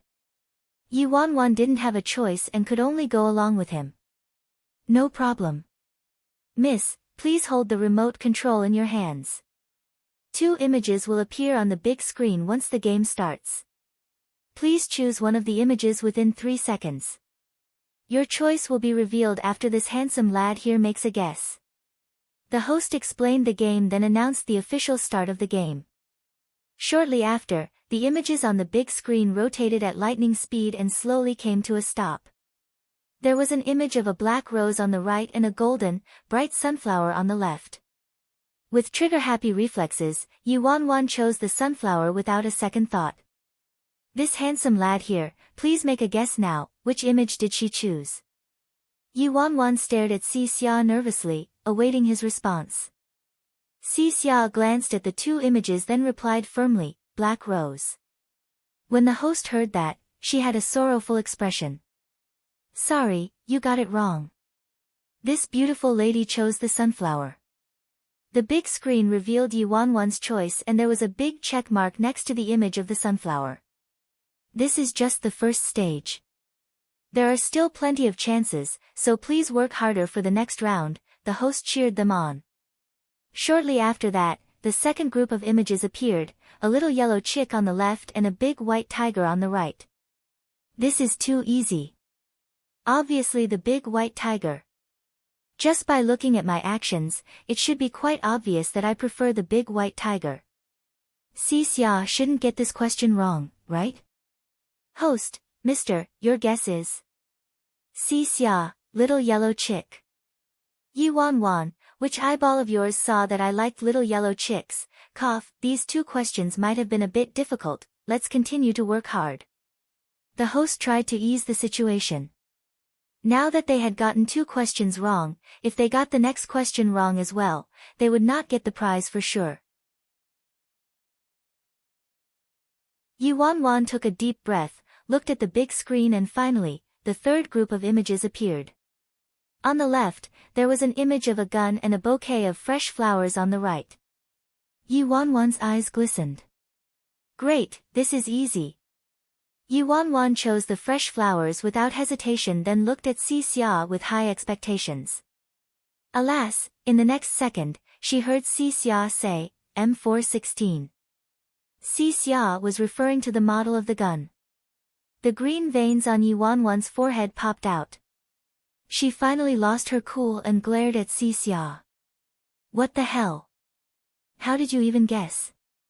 Xia was furious as well. "Obviously I guessed according to your preferences. I should be the one asking you." How on earth did you choose? Listening to his excuse, Yu Wanwan was agitated. What's wrong with my choices? Which girl wouldn't choose a flower over a gun? For the second question, can't you tell how much I like Great White? Why would I choose a little yellow chick? Also, for the first question, what the hell is a black rose? It's black in color, who would like it? Didn't you see that I planted an entire garden of sunflowers? You obviously, Si Xia's face darkened. He opened his mouth but didn't say anything.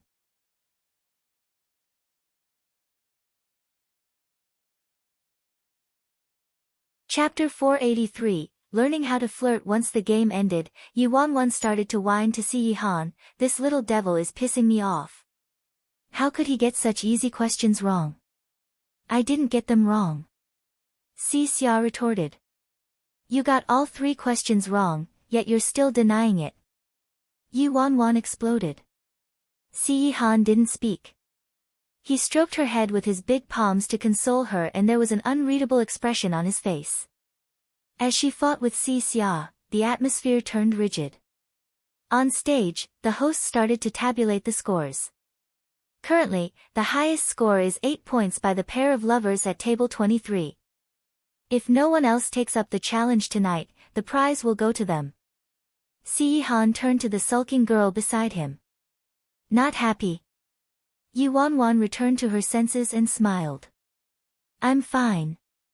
It didn't matter that they lost, Yu Wanwan wasn't bothered by that. What angered her was Si Xia's attitude. He was obviously the one who guessed wrong, yet he kept pushing the blame onto her. Si Yihan placed his drink down and asked Yu Wanwan, play it with me once. Yu Wanwan turned to him, stunned. What? Play it with him once? How could Si Yihan possibly want to play this game?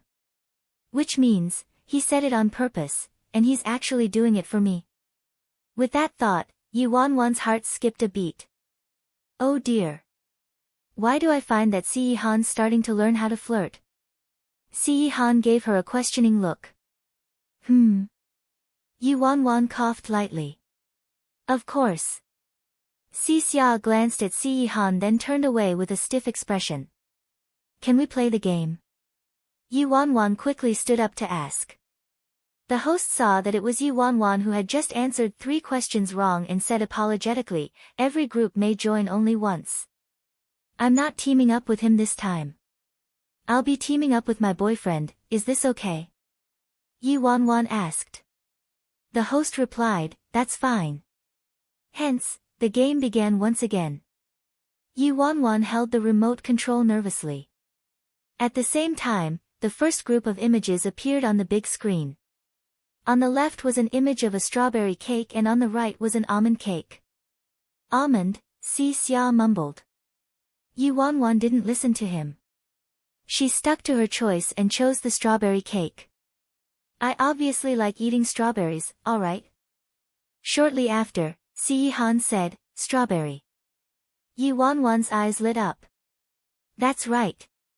But this question was very easy, it was unsurprising that Si Yihan got it right. Host, congratulations, that's correct. Please take a look at the second set of images. Following that, the second set appeared. An image of a white skirt on the left and a black skirt on the right appeared. Of course it would be the fairy-like flowy white skirt.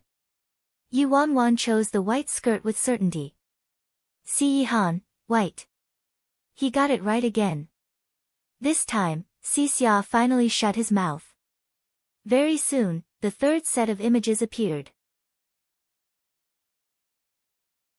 On the left was an image of a bottle of wine and on the right was a bottle of orange juice. Yu Wanwan chose the orange juice. Si Yihan, juice. Yu Wanwan was excited, they got 3 consecutive questions right. As expected, lovers are different, they have telepathy with one another and this couple got 3 questions correct so far. The host smiled. Yu Wanwan was all smiles and her mood improved instantly. She certainly had a better rapport with Si Yihan.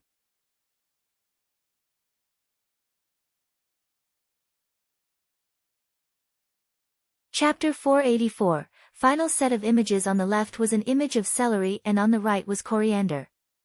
Yu Wanwan remembered Si Yihan didn't like eating celery, so she chose the coriander without hesitation. As expected, Si Yihan guessed it correctly once again. If we continue like this, there's hope of getting the prize. At first, everyone was just watching for the fun of it, but they gradually started to watch with rapt attention. Yu Wanwan and Si Yihan actually managed to correctly answer 8 questions back to back. Even Yu Wanwan herself was dumbfounded as she stared at Si Yihan. Damn, Si Yihan, can you read minds? Si Xia initially had a glum expression like all this was beneath him, but after they got 8 questions correct, his face changed. This pair of lovers is too awesome. They actually got 8 consecutive questions correct. We're now left with 2 questions.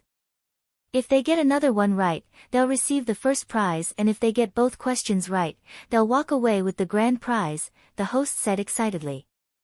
The other customers also looked at the two of them out of curiosity. A handsome man and a beautiful woman had such a great rapport. They were simply winners in life. For the 9th set of images, please look at the big screen. Following the words of the host, another set of images appeared on the big screen. There was an image of smoke from chimneys spiraling upwards on the left and an image of a galaxy of stars on the right. Seeing these 2 images, Yu Wanwan pondered for a moment and thought that the first image was more in line with her personality, a comfortable and peaceful life, so that was what she chose. Si Xia muttered to himself, the second image. Yu Wanwan already heard Si Xia's mumblings numerous times, but he got it all wrong and she was completely speechless. From another perspective, this chap was quite amazing to be able to avoid all the right answers. At the same time, Si Yihan said, the first image. The answer is correct. My goodness. They got 9 questions right. They've already broken the highest record in our restaurant. Can this pair of super lovers get the last question right? Let's wait and see. I'm getting a little nervous myself. The host took a deep breath dramatically, then revealed the last set of images. Damn! We actually got 9 questions right. Yu Wanwan was in a daze. Her eyes were wide open and her heart started thumping harder. Finally, the 10th set of images appeared. This set of images was quite unique. They were both images of guns and these 2 guns looked almost identical. Yu Wanwan was somewhat speechless. Is this game called telepathy or spot the difference? These 2 images look exactly the same. Indeed, the grand prize isn't won so easily. The host was a bit stunned by the images as well. Cough, this set of images is quite tricky. The guns look almost exactly the same, huh? Only the handle and muzzle have some minor differences. I wonder which image this beauty will choose. Yu Wanwan looked at the images carefully many times. Unsure whether it was her gut feeling or not, but her eyes kept looking at the first image. She found the first image to be more familiar. Weird. Yu Wanwan couldn't make up her mind after a long time and finally, she decided. Why don't I just rely on my intuition? The first image seems more pleasing to the eye after all. I'm not sure if Si Yihan will guess it right this time. They got some clues through their rapport and understanding of one another for the previous questions, but for this set of images, they could only rely on luck. Finally, after taking a deep breath, Yu Wanwan selected the first image.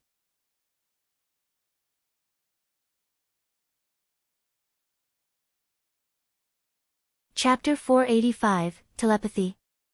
When Yu Wanwan heard that, she turned to Si Xia, surprised. This is rare, Si Xia actually guessed it right this time. What a feat. But wait, what's a Colt M2000? Could it be the gun model? What's that? Yu Wanwan mumbled instinctively. Si Xia looked at her with a complicated gaze. That's the image you chose. Yu Wanwan, huh?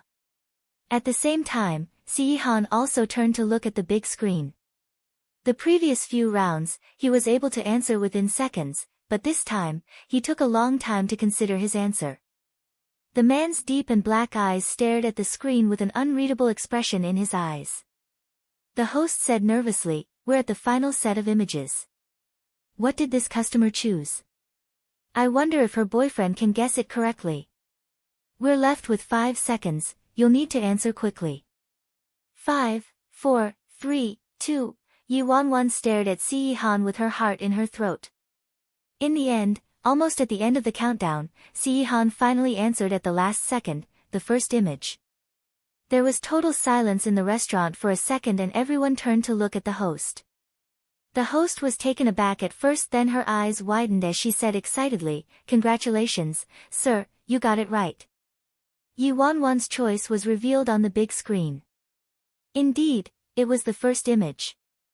Everyone in the restaurant applauded, they were all very envious. Wow! They actually got all 10 questions correct. They must have a strong bond with one another. This guy knows how to read minds, right? Otherwise, he must have memorized all the questions. No way. There are hundreds of thousands of images, how could he have memorized them? I'm so jealous of them. You bastard, we only got 2 questions right when we went up. Do you truly love me, huh? The host was still very excited when all of a sudden, a staff member walked up to her and spoke a few words. After that, the host turned to the restaurant patrons and explained, "Our boss is a gun enthusiast. He loves all kinds of classic gun models and he explained that this set of images wasn't meant to make things difficult for you guys. The 2 guns might have looked identical, but the fact is, one of them was real while the other was a fake and the real gun was the one in the first image." The host then turned to Yi Wanwan and asked, "Could it be that this young lady also shares the same interest and identified that the gun in the first image was real?" Faced with the host's question, Yi Wanwan laughed helplessly. "I didn't know all this. It was just a blind guess." The host laughed. "The 2 of you truly have telepathic powers. Congratulations to the both of you for winning the grand prize tonight and I wish you both a harmonious relationship together till a ripe old age." Yi Wanwan, thank you. The host congratulated them a few more times then presented the cash prize on the spot. After dinner, Yi Wanwan hugged Si Han's arm and left the restaurant in high spirits with their $30,000 prize. "Darling, we certainly have telepathic powers with one another, we're a match made in heaven." In her previous life, Yi Si Han was very controlling of her and knew every single thing about her like the back of his hand. In the past, she hated being controlled. But after the little game today, she suddenly felt differently. This feeling of being understood, it wasn't that hard to accept. Instead, it made her feel. Si Han stared at the girl's happy little face but he seemed a bit distracted. "As long as you're happy." Si Xia, who was following behind them, sneered with a mocking expression. "Tisk, telepathy." Yi Wanwan instantly turned around and glared at Si Xia. "I haven't gotten to you yet. How exactly did you manage to avoid getting all the right answers, huh?" Si Xia's face turned gloomy. "Who said I was the one who was wrong?" The corners of Yi Wanwan's lips twitched. Yes, at least you got the last question right." And it was because Si Xia knew more about guns and managed to identify the real gun, so he picked the first image.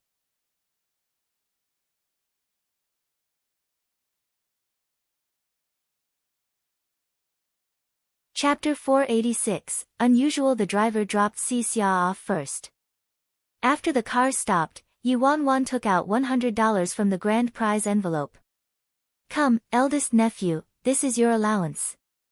Si Xia looked at the $100 Yi Wanwan was handing over. His mouth twitched and he was obviously offended by it, but he still took it nonetheless. In the evening breeze, Si Xia stood outside the car and glanced at Si Han coldly then looked at Yi Wanwan. Idiotic woman. As he was scolding her for no apparent reason, Yi Wanwan's face darkened instantly. This little devil is asking for a beating, huh? Without waiting for Yi Wanwan to respond, Si Xia placed one hand in his pocket, turned around and disappeared into the night. After dropping Si Xia off, the car soon arrived at Jean Garden. By the time they reached Jean Garden, it was already quite late and Yi Wanwan started nagging at Si-Han to go to bed on time. Lying in bed, Yi Wanwan couldn't fall asleep. She kept tossing and turning the whole time, her mind replaying the scenes of the game from that day. Actually, when she made her choices today, there were many times when she nearly chose the opposite image, but in the end, in order to align with her usual habits and preferences and to allow Si-Han to guess accurately, she decided to go with the other image. But it wasn't weird to do that, right? After all, a person's preferences, habits, and actions could change. But what made her uneasy was that she found Si-Xia's reaction a little weird today. Even Si-Han's attitude was somewhat unusual. With that thought, Yi Wanwan subconsciously turned to the man next to her. Si-Han was very quiet when he slept, as usual. So quiet that sometimes, she could forget he was there altogether. So although they'd been sleeping in the same bed for such a long time, Yi Wanwan didn't find it uncomfortable at all. Sometimes, she wondered if this guy even liked women. She realized her existence was akin to a wooden stick or pillow. Yi Wanwan's thoughts ran wild while she tossed and turned in bed. Probably awakened by her, an arm suddenly reached out next to her and pulled her into his embrace. In that split second, she was plastered to a hard chest. The thumping of his heart resounded like the beating of drums in her ears. Yi Wanwan was stunned for a few seconds, then she looked up. Her eyes met a clear and awake gaze. In the dark, Si-Han's stare was extremely aggressive, reminding her of the intense fear she felt before her rebirth, like she was bound by numerous chains and an inescapable net, imprisoning her in his world. This gaze made Yi Wanwan furrow her brows, a desire to escape arose instinctively. Did I wake you up?" Before Yi Wanwan could finish her sentence, Si-Han lowered his head without warning. His cold lips swallowed her voice. Yi Wanwan's pupils constricted, she was stunned.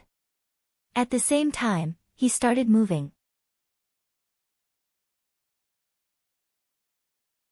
A wide palm dove under her top, his coarse fingers touched her skin and fumbled around roughly.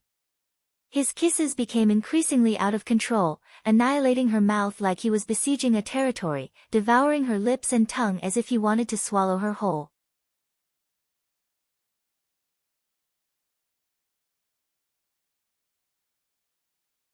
Chapter 487, I don't plan on having kids at this current moment. She was rudely awakened by all her terrible memories of him. Terrorizing, ruthless, crazy. A perverted desire to control. Si-Han hadn't acted like that in a long time. Why did he lose his temper all of a sudden? There was absolutely nothing that happened today that could have possibly ticked him off. On the contrary, it had been quite a pleasant day. With Si-Han in this state, Yi Wanwan didn't dare to resist at all. Otherwise, all the efforts she put in this whole time might go down the drain. Not to mention that when she decided not to provoke or disobey him anymore, she mentally prepared herself for this inevitability. "Wanwan," the man whispered in her ear. It was a kind of lust completely different from his usual cold demeanor. Since Yi Wanwan was already so nervous that her nerves were taut, this gentle whisper inexplicably caused her to shudder for a moment. "Remember what I said?" What? Yi Wanwan was terrified. Don't believe him. Don't believe whom? Yi Wanwan's mind was all over the place. She was distracted for a long time before finally reacting to Si-Han's words. What he meant was, don't believe what Si-Xia says. She remembered that after her rebirth, Si-Xia, who had no relations with her whatsoever, suddenly started to get close to her, and it was during that period of time when Si-Han said the exact same thing to her, telling her not to believe Si-Xia. Yi Wanwan didn't think much of it and only felt a sense of security from Si-Han. Her illogical intuition told her that no matter who wanted to harm her in this world, that person would never be Si-Han. Yi Wanwan nodded. You're the only one I trust." Her eyes seemed to carry a continuous, mystic drizzle. The hostility in Si-Han's body was slowly extinguished by her gaze and his eyes started to turn clear. It was as if Si-Han had just gone through an intensive battle. The storm on his face slowly calmed down and turned into an intense fatigue. Noticing that Si-Han closed his eyes, Yi Wanwan let out a long sigh. Why is Si-Han so afraid of Si-Xia? Yi Wanwan instinctively thought of the true mastermind hidden in the Si family. She had been researching the elders and various power factions in the Si family, but she still turned up with no leads. Could it be that the mastermind is related to Si-Xia? Si-Xia was one of the few left in the direct line of descendants who possessed the right of inheritance, so it wasn't entirely impossible that he wanted to fight for the seat of the master. It seemed like Si-Xia and Si-Han's relationship was as incompatible as fire and water. The only thing was that Yi Wanwan felt Si-Xia wasn't the cold-blooded type who could hurt even the old madam. With that thought, Yi Wanwan suddenly realized her head was filled with Si-Han's issues. She had planned to pacify him temporarily and wait until the day he lost interest in her or a chance to leave, but unknowingly, she found herself becoming deeply involved with him. In her confusion, a man's voice suddenly reached her ears. "Grandma is hoping we'll have a child." After she heard Si-Han's words, Yi Wanwan's eyes widened in shock. What? A child? We haven't even gotten married. How did she even jump to the idea of having a child? Si-Han sensed her stiffening up and his tone returned to its usual iciness. "Don't worry, I don't have that intention."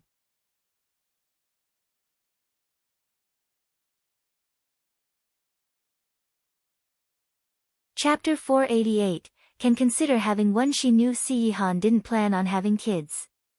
After all, she was married to him for so many years in her previous life, yet they didn't have any. Is it because he knows he doesn't have long to live so he doesn't want any? In this life, they hadn't even gotten married.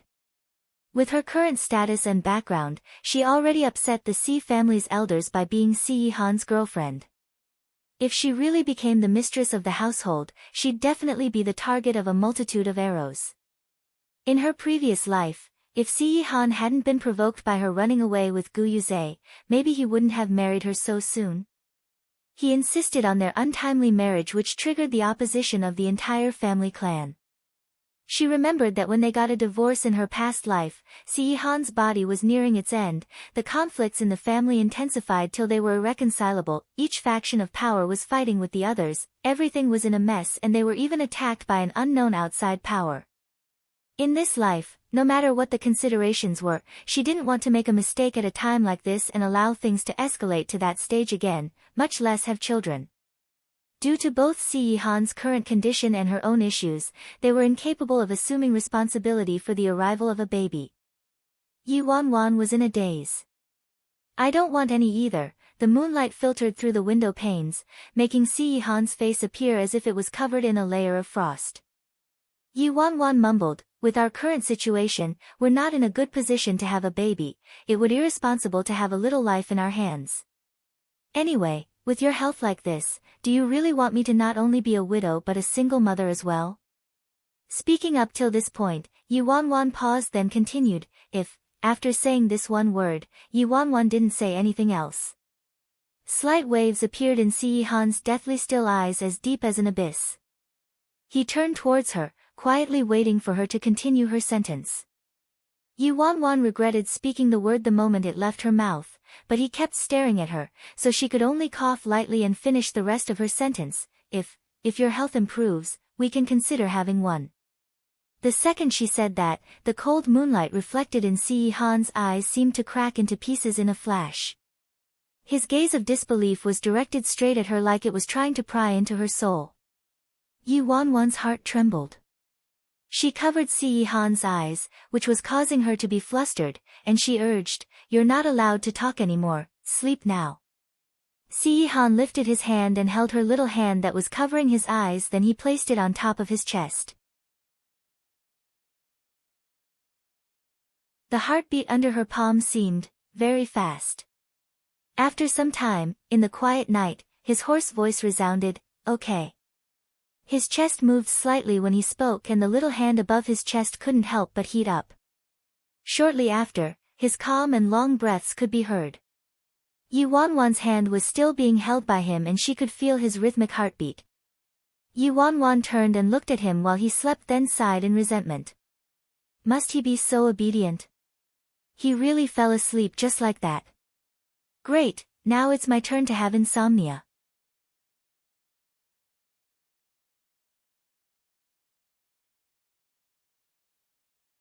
Chapter 489, Health Condition. There was nobody next to her when she woke up. Siyihan's up already. Yi Wanwan looked at her phone to see that it was almost noon. Since she wasn't able to fall asleep last night, she ended up sleeping in today. Yi Wanwan sat in bed for a while, then rubbed her eyes and got up. When she walked past the study, Yi Wanwan saw two little maids standing by the door, whispering to one another. Are you sure? Ninth Master immediately drank it the moment you brought it in. That's right.